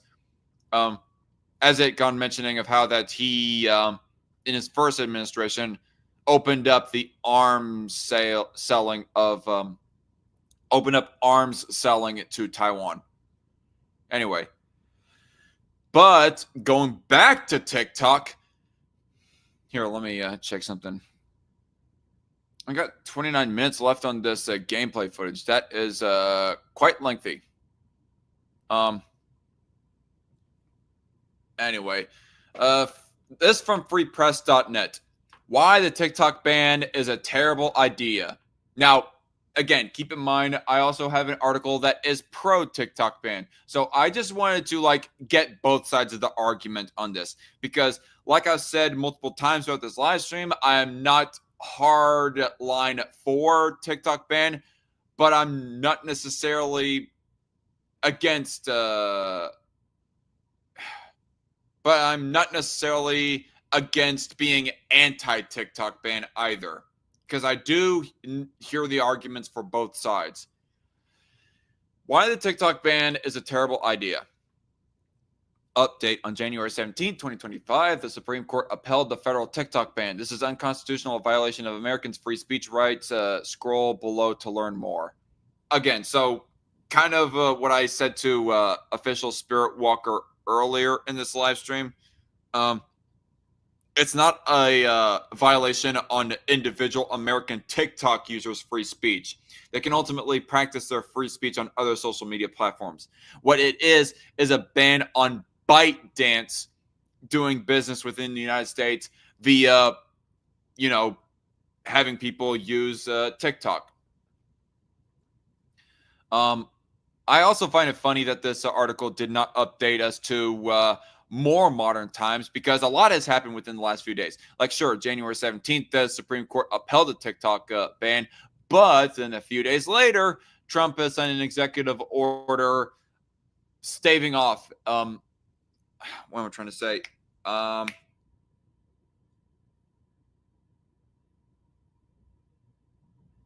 at a loss for the word right now. Delaying. Damn it. Why was that such a hard word to remember? Delaying the TikTok ban. So I'm surprised that they did not update with that bit of info. Maybe because they don't want to give Trump credit. I don't know. Depending on your perspective, TikTok is either a hub for hilarious videos or a tool of a Chinese Communist Party intent on harvesting the personal data of everyone in the United States. That's I guess that is one way of framing it. It's the latter belief system that drove at least some votes when Congress passed a bill that would force TikTok owner ByteDance to divest its holdings if it wants to keep the app available in the United States. The legislation, which President Biden signed into law on April 24, is built on misconceptions about how TikTok operates. Okay. Go on. Worse, it does nothing to protect people's privacy or blunt the widespread manipulation users face across platforms. It does with China, including those owned and headquartered in the United States. I mean, yeah, duh. Obviously, the TikTok ban does not cover the breach of privacies from Facebook or Instagram or YouTube, companies that are based in the United States. No, it's meant to focus in on this Chinese social media site. Like, can we tackle one issue at a time? Like the issue of a Facebook abuse of privacy, yeah, that is an issue in and of itself, and maybe it should be addressed again, like it has been addressed in the past, by the way, via Republicans having Mark Zuckerberg in hearings about that whole issue. But that's almost a whataboutism, actually. Being all like, oh, TikTok and that kind of data and privacy abuse. Oh, but what about Facebook? Yeah, we get it. But at the same time, we're not as concerned with an American company doing it as much as a Chinese company doing it. Here's the lowdown on what's happening and why it matters. Why is TikTok getting banned? Supporters of the law claim that they're just trying to get the app under new ownership, citing national security concerns. But make no mistake, the law's requirements are so burdensome that they would result in a de facto ban, as my colleague Nora Benavidez told the Washington Post. Except Trump has extended or delayed the ban, so there is more time given right now. But make no mistake, the law's requirements are so burdensome that they would result in a de facto ban. I mean, the whole issue has been floated about for a while now.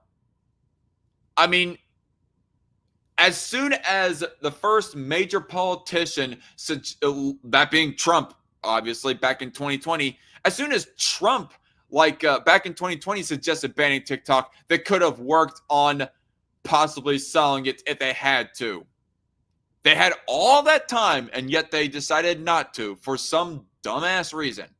Because ultimately, well, okay, it's not really so much of a dumbass reason, but I guess ByteDance just doesn't want to give up the ownership of one of the most influential social media sites in the world, let's be frank. This is a pretty significant deal when you consider that TikTok has approximately 170 million users in this country alone, a majority of our nation's population. Okay. Many TikTok users expressed their devotion to the app in the run-up to the congressional vote as the company mobilized people to bombard lawmakers' offices with calls expressing opposition to the bill. Devotion to the app. Wow. Devotion to the app. As if they pray at the altar and worship TikTok. The wording there just sounds so cult-like. Like, I know that I have a lot of memories and stuff on Facebook, and I would be rather disappointed if I lost Facebook. But I would not say that my concern about my Facebook profile would be a devotion to Facebook itself. It'd be stupid if I was to word it that way. At most, what I would be most concerned about is trying to get every bit of memory and picture, video, and whatnot that I don't have on other alternative devices, like all these thumb drives and so forth. Trying to get that off my Facebook account and onto, well, a thumb drive or my computer's hard drive. Red Feather says, because Orange Man bad. Orange Man idea is bad, right? Anyway, this is a pretty significant deal. People to mobilize people to bombard lawmakers' offices with calls. Well, I already read that. Sorry. Continuing on. And while it's true that the app is home to Real Housewives parodies and other silly content, it's not all jokes. Banning TikTok would also affect the livelihood of countless small business owners and educators. My question is, okay, as far as educators go, couldn't they create their own website? Couldn't they go on a different social media, and aren't they already hosting a lot of their educational stuff on those alternative websites? I definitely know that there is like one lady, one teacher who I follow on Instagram. She, well, releases her content on Instagram instead of putting it on TikTok. Or maybe she does put it on TikTok as well. But still, she's divesting is what she's doing. So good on her for that. Let's see if we can. Okay. I just wanted to put the gaming footage on repeat very quickly was what I was doing there. As far as livelihood, I don't know. I mean, it does suck, but when you're talking about a company that is owned by a foreign adversary of ours, even if it's not really a hot war, even if it's just a cold war, it's still best that you don't put all your eggs in one basket. I mean, it'd be like if you was to run an oil company and you one of your top buyers of oil is the Russians. It's like if you was and you was to like only sell to the Russians or almost only sell to the Russians, but you are of the knowledge that Russia is a country that the United States is like on kind of dicey terms with, but you decide not to do anything about it. And then a war or some other conflict breaks out, and therefore Russia is banning business with the U.S. or U.S. is banning business with Russia, and so therefore your biggest buyer is no longer buying your oil, and you're going to soon go out of business. It doesn't make any practical sense. Like, I'm not. Maybe I wasn't empathetic enough earlier, but I'm going to try to practice a little bit of empathy right now. Like, it does suck if all these people like are losing their livelihoods and whatnot, but at the same time, I gotta think it's kind of stupid that you decide to keep all your eggs in this one basket that is very volatile because that basket is possessed by an adversary of ours. Just saying. Red Feather also says it's cool if people can make money on social media, but they shouldn't rely on it for income. Main source of income, anyway. Yep. I mean, in most cases, anyways. I mean, let's take Steven Crowder, for example. The fact that Steven Crowder loses a lot of his money, and by the way, I'm not defending Steven Crowder, by the way. Fuck Steven Crowder. Like, the way that he, that ring video footage, he's a piece of shit in my eyes going forward. But anyways, Steven Crowder, it kind of does suck that he would be demonetized on YouTube. But at the same time, at least he's smart enough to not put all of his eggs in the basket that is YouTube. He's got other ways that he is like making his money for his political commentary. He's got his mug club on his own website and possibly other websites as well. I think he has a contract with, is it Rumble? He's got some kind of money-making contract with Rumble, I think. So, yeah. If you are going to make a career out of content creation on the internet, divest. The owner of a plant shop told the Washington Post that joining TikTok saved his once failing enterprise. Banning TikTok would shut down a lot of small businesses, including mine, he said. Well, then go to a different social media site. I mean, if you have such a loyal fan base, then it only makes sense to me anyways that they would look for you on Google, and if they find that a link that says, you know, plant shop owner on Instagram, then they'll start following you on Instagram and donate you money that way. Or, well, I don't know. I don't know. Does TikTok have like a monetization system in the same way that YouTube does? And I will say, I don't think Instagram has a monetization system in the same way that YouTube does. But does TikTok have that sort of system? I don't know. I'm not going to say that I'm some genius. I never claimed to be a genius on TikTok and its system. But I don't know. If people really are that loyal to you, they'll pay for your services via Patreon. They'll go for a monthly subscription on Patreon. You could like link your stuff on Instagram instead, post your media on there, and post your link to your Patreon or subscribe star saying, hey, donate my money here. And they'll do that. Meanwhile, a 2022 survey found that 1 in 4 TikTok users use the platform for educational purposes. Why would you use that for educational purposes? I mean, read a book, people. I mean, seriously. I mean, I will admit, I am not free from this. I will use an occasional Facebook reel as a start point, at least for little tidbits of information that might intrigue me. But I will not rely that as my sole source of education. What the fuck are you doing with your life by relying entirely on TikTok for educational purposes? Wow. A CNN piece from 2023 profiled a number of educators who use TikTok to teach history that too many schools overlook.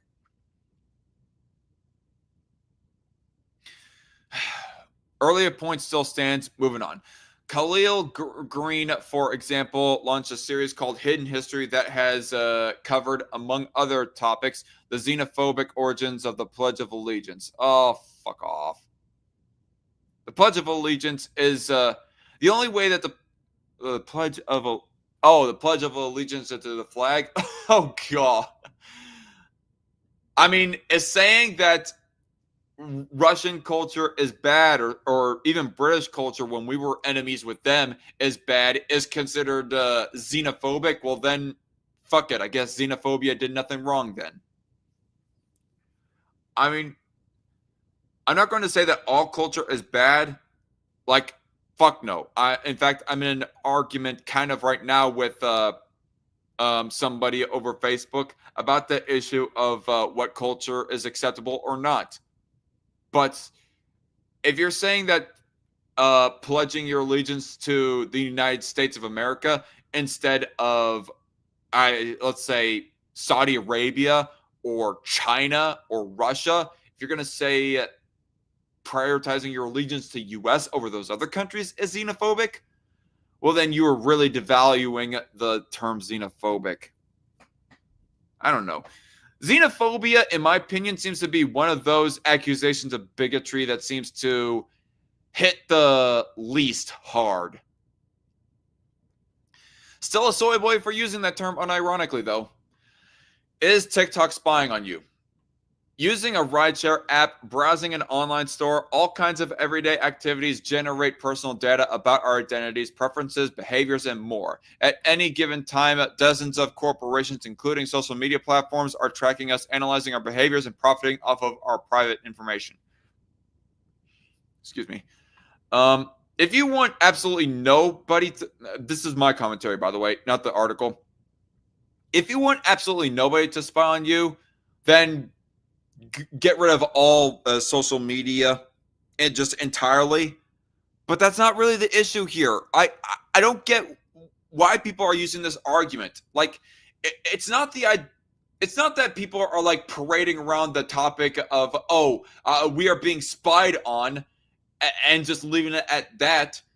I mean, yeah, that is a little bit of an issue still, but no, the reason why people are for the TikTok ban is because they're parading around the talking point that we're being spied on by China.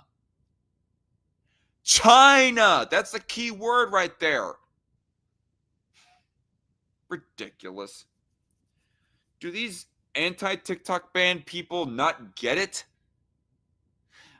I mean, not to say that, again, not saying that TikTok ban is the way to go, but still, this whole misrepresentation and uncharitability to the position of wanting to ban TikTok is just ridiculous to me. An entire industry is dedicated to harvesting our sensitive data, but TikTok is hardly a unique offender. Bullshit. It is a unique offender, and that it is owned by a foreign adversary, that being China. It's ridiculous for Congress to single out one app while failing to act on this huge problem that's prevalent across all social media. I mean, they haven't done it with every single social media site, but many years earlier, they were doing it with Facebook as they were pulling aside Mark Zuckerberg and taking him into congressional hearings. I do not know the specifics and the nitty gritties of those hearings, but still, the fact that people had concerns about Facebook, congressional members had concerns about Facebook many years ago, goes showing that you're wrong. You just are. And by you, I'm meaning the writer of this article, by the way. It's also a problem that's difficult to escape. The 2023 Free Press Report, insatiable inside the tech industry's quest for all our data, noted that even when we're not using these platforms, even if we've never used these platforms, many of these companies are still collecting data on us. And that is a concern. But it's still kind of a whataboutism, but that I'm not going to repeat my retorts to. This is why Free Press Action is calling on Congress to pass federal civil rights and privacy legislation to protect all internet users. We need a law that would limit how all companies collect, store, analyze, and sell our personal data. Well, okay. You're not going to be able, here's the thing. You're not going to be able to stop it all. Like, part of the business model, and even part of the way that some of these social media outlets work, that they're able even to function on our multiple devices, be it our phones or computers or whatever, is for them to tap into some information. I mean, if you're not going to give, I mean, you all know what I'm talking about, right? Whenever you want to use a function on Facebook and you get that notification before it actually starts working, hey, in order for you to play this game on Facebook or do this function that is of Facebook, you are required to. Facebook needs access to your pictures and yada yada yada. In order for you to do any sort of Google Maps searches, you need to give Google access to your phone so that it can track where you are on the map in order to give you good and accurate directions to wherever your whatever destination that you're trying to get to. But it's not that. Again, China. Okay. Red Feather says, I think their income is based on followers and view time. Not entirely sure. Gotta say, China, like Trump. They accuse Facebook of allowing Russian disinformation. That's a more recent thing, isn't it, Red Feather? They haven't done that until the last 3 months, ever since Trump won re-election, right? Anyway. But wait, doesn't TikTok spread tons of misinformation? Well, I never used that argument personally for the position of banning TikTok. But let's hear what they have to say in response to this talking point, which I guess I will grant the benefit of the doubt that somebody out there is putting forth this talking point. Have you met Facebook? How about Twitter or YouTube? Well, when was this released? Let me scroll back up. This was released May 20th of 2024. So this is before that Facebook was announcing that they are going to start letting up on their fact-checking stuff. What do you mean, have you met Facebook?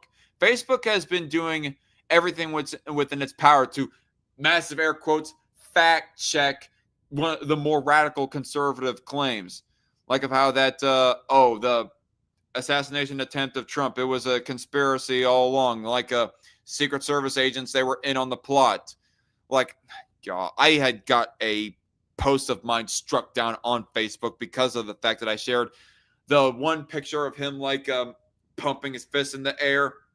And you know what the fact check was? The fact check was the Secret Service agents were not smiling while they were trying to like get him off the stage. That is a Photoshop.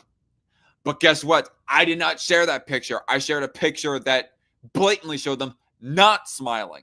So that goes to show that Facebook fact checking is objectively stupid and retarded, but also still they are like it's still evidence that Facebook was fact checking extreme conservative beliefs and talking points on Facebook. And same thing goes for Twitter pre Elon Musk. And as far as YouTube goes, for the longest time, YouTube has been, I mean, unless you're trying to talk about individuals who post on those websites, I don't know. I'm over analyzing the quote, I think. All three have been hotbeds of hate, misinformation, and disinformation for years and years. You go acting like it is totally one-sided. It is not totally one-sided. In fact, I'd say for the longest time, YouTube has been heavily leftist, especially pre-Trump. With the Young Turks, they used to have been like the biggest news outlet out there, and they have been leftist. And I would assume that you're in agreement with leftists, and so therefore leftist media outlets, they are never misinformers. It is only right-wingers who are misinformers, blah, blah, blah, blah, blah. I don't know. I feel like that these statements of hotbed of misinformation is really exaggerated. Like, it's not like 90+% of all content made on these platforms is right wing. Anyway, the 2023 Free Press Report, Big Tech backslide, how social media rollbacks endanger democracy. It shows how the failures of Meta, Twitter, and YouTube have created a toxic online environment that is vulnerable to exploitation from anti-democracy forces, white supremacists, and other bad actors, blah, blah, blah, blah, blah, blah, blah. While TikTok has actually beefed up its content moderation, collectively, the other three companies have removed 17 policies that have guarded against hate and disinformation. Well, here's the thing. I got struck in a bullshit way, and a lot of other people got struck in bullshit ways too. So don't say that all of it is bad. I mean, even if I was to give you like somewhat of the benefit of doubt that some of their policies they should not have rolled back, don't go throwing out the baby with the bathwater and say that all the policies and systems that they had in place were all good, because they were not all good. And laid off more than 40,000 employees and contractors, with many of those job losses occurring on trust and safety teams. Under Elon Musk's reckless reign, Twitter in particular has become a cesspool of hate and lies.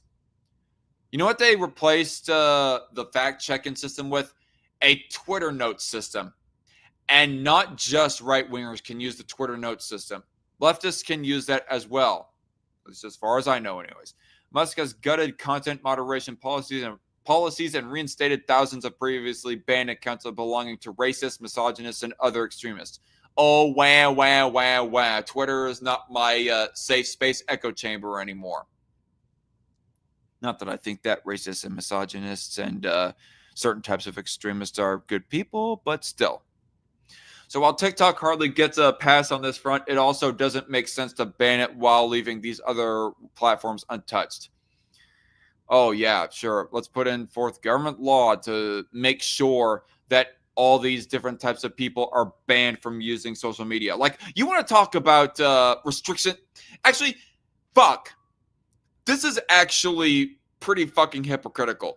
Like, this article much earlier got complaining about how that the banning of TikTok is a ban on free speech, people. But to imply the suggestion of the idea that the government get involved in moderating what people use social media and what they say on social media, that is the bigger restriction on free speech than banning some Chinese apps from working within the United States. Again, we need all these companies to adopt and enforce policies that will protect users and safeguard our democracy. Again, with the democracy, I feel like that I am back to listening to a Joe Biden speech off of Ranting Monkey's show right now. How many more times is this article going to say democracy like the Bible says God or Jesus Christ?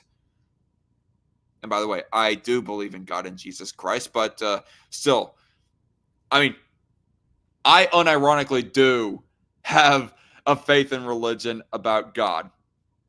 And happenstance, I don't think that's what these leftists are intending to do, but they are making a religion out of democracy. Let's be honest here. An urgent need in a year when dozens of countries around the world are holding elections. Would banning TikTok be a problem for free expression? Legislative bans often feel like quick fixes to legitimate policy concerns, but bans are rarely the solution. Inevitably, bans like the one that would result from this TikTok law threaten free expression and access to ideas. Not really. Just create a new app that is just as effective and popular as TikTok. If TikTok is no longer available in the United States, audiences will have to find information elsewhere. Yes, exactly. Why is that such a big fucking and hard and wrong deal? Why is that so hard to do? After losing access to the sources they typically go to. Oh, boo-hoo. They have to go elsewhere for their source of information? I don't get it. Like, absolute first world problem.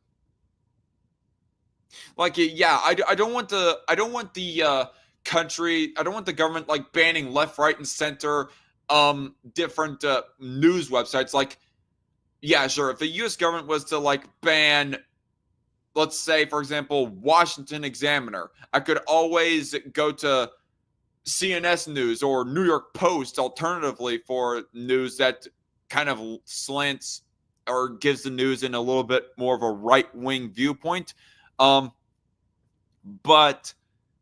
the difference is TikTok is foreign ran. These other things that I mentioned, Washington Examiner, are not foreign ran. Creators will lose their online communities and revenue and may fail to find alternative avenues for sharing their perspectives, advocating on issues and organizing with their communities. Although I guess I should like add the caveat since I mentioned Washington Examiner, if it was found somehow that Washington Examiner or the people at the top that run Washington Examiner are like running Uyghur concentration camps, well then yeah, we can go ahead and ban Washington Examiner. But that's not the case. Whereas China is doing that thing, and you have this China ran app that being TikTok that works with the government that is putting Uyghurs in concentration camps. All right. How close is this? Okay. We are almost done with this particular article. So on to the next subtopic. What's next in the fight to ban TikTok? This isn't the first time the United States has tried to ban TikTok. Montana passed a law in 2023 banning the app, citing concerns over the potential for the Chinese government to access user data. That law was challenged, and a federal judge blocked the ban that November, ruling that it was unconstitutional. Oh, God. Get fucked. We're talking about states' rights here. We're talking about states having the right to ban apps, not people's speech, not specific individual people's or even groups of people's speech, but banning apps from operating within their state borders. It's perfectly within the purview of the 10th Amendment for a state to do that, in my judgment of things. Okay. Red Feather says they deem opinions as misinformation. I love how people on the right are the only ones called extremists, said Red Feather. Yeah, that seems to be too much of the time anyways. Anyway. I guess my gaming footage started over. I've been going on for over 2 hours. Oh yeah, 2 hours and 13 minutes. Damn. Okay. On May 7, TikTok sued the federal government over the law President Biden signed, arguing that it violates the First Amendment. Free Press Action has made the same point, noting that a law targeting one platform runs afoul of the First Amendment and unilaterally closes off essential spaces for people to connect and communicate. And it just doesn't make sense to target and vilify this one app without doing anything to address the surveillance-based business model underlying every social media platform in the United States. One subject at a time. I already responded to this point essentially earlier. Refer back to that. Moving on. The night First Amendment. This is the knight, as in a knight in shining armor. KNIGHT. The Knight First Amendment Institute at Columbia University. Oh, okay. I see. They're naming off a organization here. The Knight First Amendment Institute at Columbia University, Free Press, and PEN America filed an amicus brief in the case in support of TikTok and a group of content creators. Unfortunately, the U.S. Court of Appeals for the D.C. Circuit dismissed the challenge to the ban. But the legal fight isn't over. Follow Free Press and we'll keep you posted on the latest developments. So, end of that article. So that was the case from Free Press about why the TikTok ban is a terrible idea. And they might have had only one point that I somewhat agreed with in here. But for the most part, it was kind of bad. It's kind of a garbage article. But onto the pro side of banning TikTok.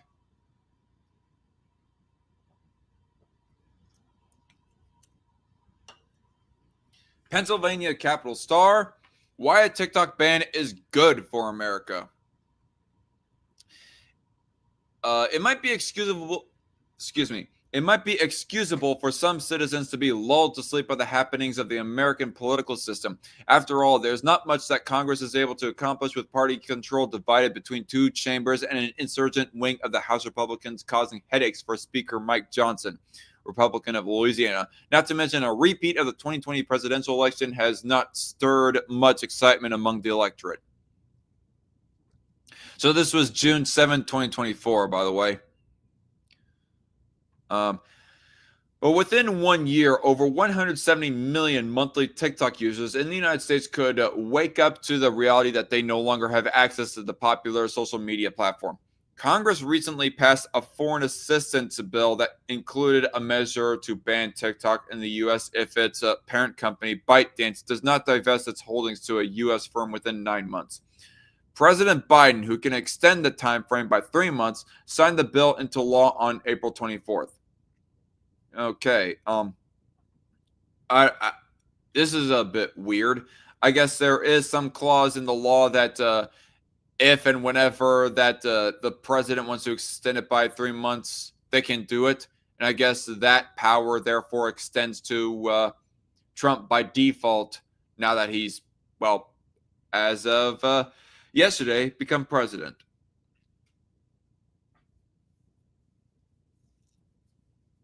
Anyway, the rising geopolitical tensions between the United States and China and concerns over national security prompted the movement to ban TikTok. Congress had already banned it on federal government devices, as had many states, but a total ban would go further. I guess one thing that is fair for me to ask, if we are concerned about data and so forth, I mean, is it really that big of a concern to national security that some petty, like a teenage girl is deciding to shake her ass to some very bad song, posting that on TikTok? Is that really that much of a security concern, informational and national security concern? I mean, we already have it banned for government officials, it seems. So it seems that's the most that should be done is already done. Taking that logic into consideration anyways. I'm not going to say or act like that's the end-all, be-all. Therefore, we don't need a full, hard TikTok ban. But I'm kind of giving an argument for the anti-TikTok ban people now, since we're reviewing an article talking about being pro-TikTok, TikTok ban, excuse me, of why being pro-TikTok ban is good. ByteDance is a Chinese-based company, and lawmakers fear the Chinese government could have access to citizens' personal information. Further, there are concerns that TikTok can disseminate misinformation or manipulate Americans' views on China, which could sow division and confusion in the face of an actual Chinese threat.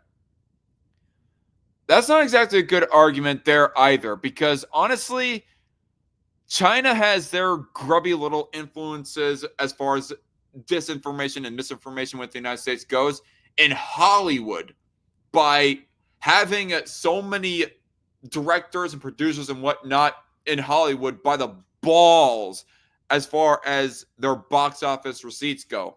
I mean, you can't be offending China within your movie, or else your movie is not going to get released within China, and therefore you're going to miss out on a big market share, global market share, and you're going to have a much smaller box office, if not go completely in the hole, in the negative even, as far as how much your movie makes versus how much it costed. So, costed? Is that even a word? Cost. Whatever.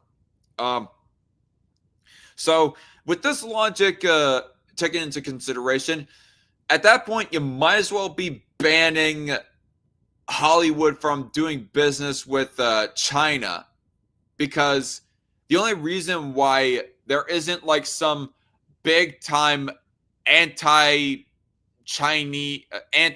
government movie released nowadays is because of the fact that Hollywood does not want to offend China, because they want to make money in China. If we banned that from Hollywood doing that, then that would make it a moot point for them, and maybe at some point they would just go ahead and allow some independent director, some indie movie director to release some anti-Chinese government movie into theaters. That would inform the public at large of how evil the Chinese government is. I don't know if that made much sense, how rambly it was, or if it was concise enough, but I think you guys get my point. But aside from national security concerns, there may be other reasons why a TikTok ban could be good for America.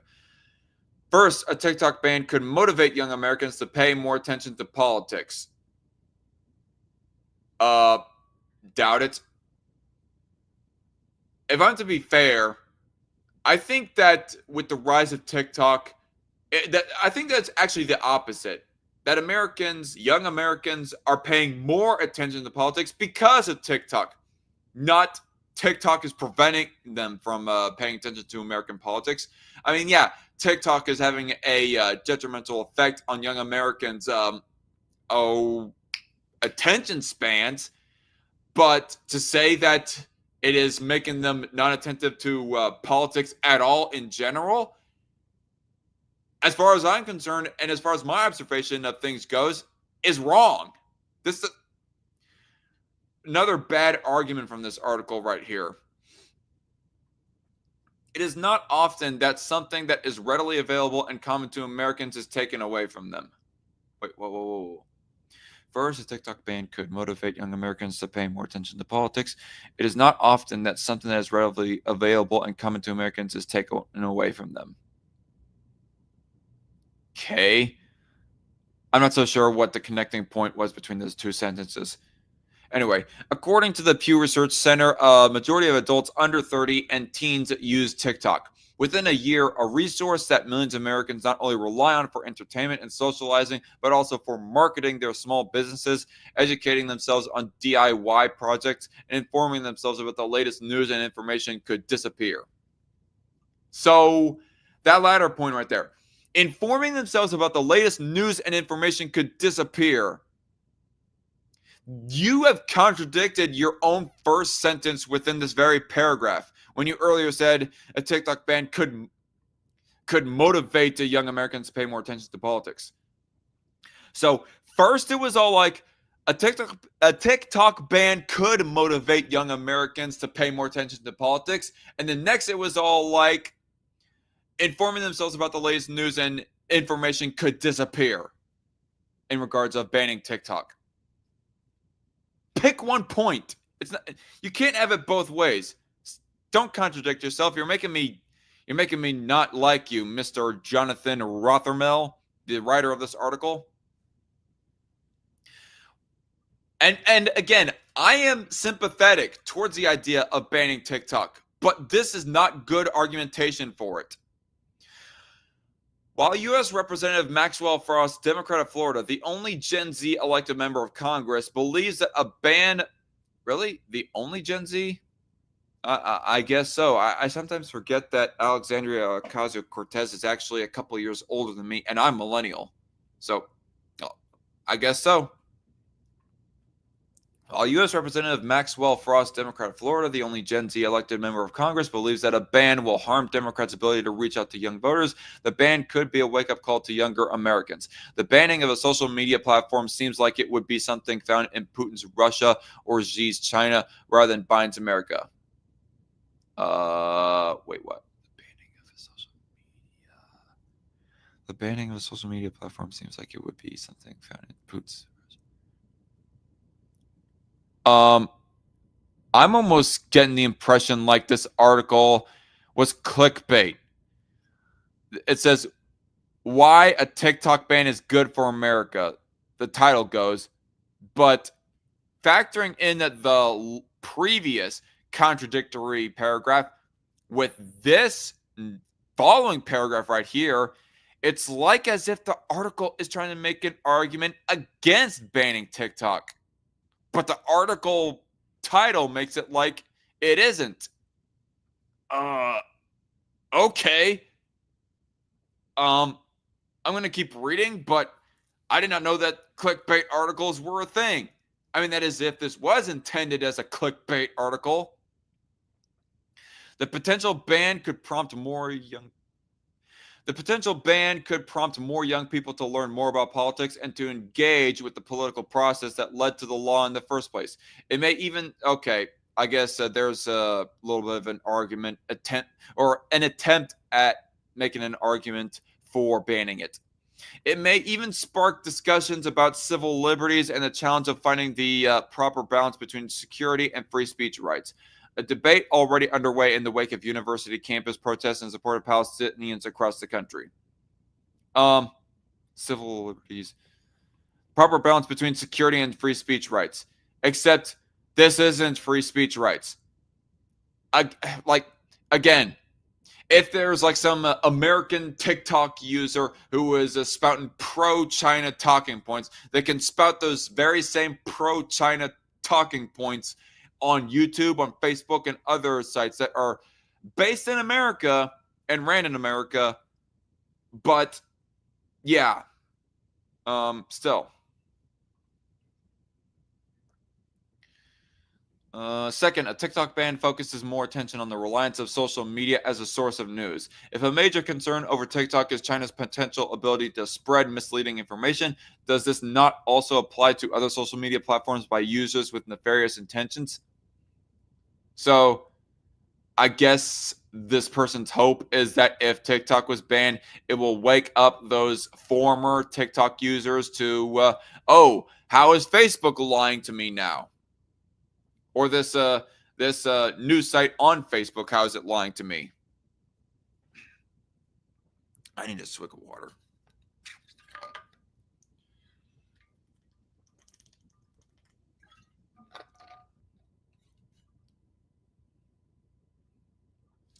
My voice is starting to get sore.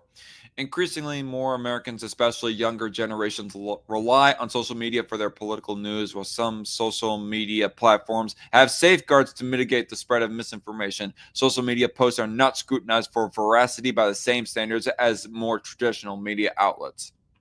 Okay? In fact, the U.S. Supreme Court heard oral arguments in 2 cases on February 26 that raised the question of whether social media companies are simply mediums of transmitting information akin to a telephone line, or rather outlets of information that can be subject to editorial processes, like a newspaper. And, okay. Right. So that argumentation, or that debate, rather, I guess, was used in regards of the debate on whether or not that a social media platform should be allowed to ban whoever that they want to. And now that debate, or that subtopic or whatever, is being applied to the subject of whether or not that social media platform should be banned itself. Interesting. Interesting how the political landscape has evolved. If the Supreme Court rules that they are the former, then society will need to put more resources into media literacy, including teaching the necessary skills to sift through the social media garbage for credible sources of information. Finally, the TikTok ban law marked a rare occasion of bipartisanship support and opposition. The 118th Congress only passed 34 bills last year and is on pace to be one of the least productive in history. The bill to ban TikTok passed with overwhelming bipartisan support in the House, 360 to 58, and the Senate, 79 to 18. So I guess there is rather overwhelming Democrat support for banning TikTok. It just, not many Democrats are like outwardly vocal about it. I'm referring back to one of the previous articles that I read that's gone mentioning Democrats supporting banning TikTok and how I was skeptical of that originally. But opposition to the bill has also resulted in some interesting bedfellows. Former President Donald Trump posted on Truth Social that a ban will only increase the influence of Meta, which controls Facebook and Instagram. Well, that shouldn't be that much of a concern, Trump, because you got your now buddy Elon Musk, who controls Twitter X, which, despite whatever problems that people want to point out with Twitter X ever since Musk purchased the website, it still is a huge competitor to Meta. He wrote, I don't want Facebook, who cheated in the last election, doing better. Trump joined TikTok himself on June 1st. Oh, okay. I guess Trump did create himself a TikTok account. And after posting one video, already has nearly 6 million followers. MAGA patriots may find themselves in agreement with free speech organizations like the American Civil Liberties Union, ACLU, and Democrats and Democrat-leaning individuals who make up the majority, 6 in 10, of news consumers on TikTok. Even frequent opponents, Representatives Alexandria Ocasio-Cortez and Marjorie Taylor Greene, both voted in opposition to the bill. Interesting. For some, a TikTok ban would be a welcome respite from ridiculous. For some, a TikTok ban would be a welcome respite from ridiculous videos that may or may not be so innocuous or cancerous. But for others, it is an affront to free speech rights. Either way, the possibility of a TikTok ban may jolt young people into action, place greater focus on media literacy, and even produce some common ground for a bitterly polarized electorate. End of article. So that article wasn't giving any particularly good arguments for banning TikTok, just about as much as the Free Press article wasn't giving any good arguments for keeping TikTok. Like, for example, I do know, except for the argument about how that TikTok is like numbing youngsters' awareness of politics. Well, I would not frame it like that, because youngsters are becoming more aware of politics, but in a rather like surface level way. Because that is all that TikTok is. It's rather super surface level. It does not go in depth, because it's not like you're allowed to post. You're able to post videos on there that go very long or anything. Therefore, able to go more in depth with whatever a topic that you want to talk about. But what am I trying to say? It is, regardless of whether or not that's true, it still is at least a detriment on people's attention spans. And I do agree that if TikTok was banned, that maybe given enough time, people's attention spans would go back up. Providing that Facebook Reels and Instagram Reels and Facebook Shorts does not like fully replace freaking TikTok in that market share of when it comes to short reels. But at the same time, I don't think that's a good argument for or even against banning TikTok. I mean, whatever people want to post in movies, on television, on TikTok, on Instagram, on YouTube, whatever. I mean, it's bad that people would be posting stuff that would devolve people's attention spans. But is that really a crime? Are they really victimizing people? I mean, especially if it's adult, not really. If anything, that adult is like victimizing themselves. They are subjecting their own selves to that terrible thing.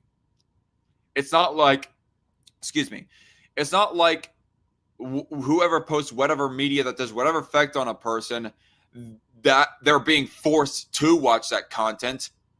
No. So because of that, I don't think that's good reasoning to be for banning TikTok.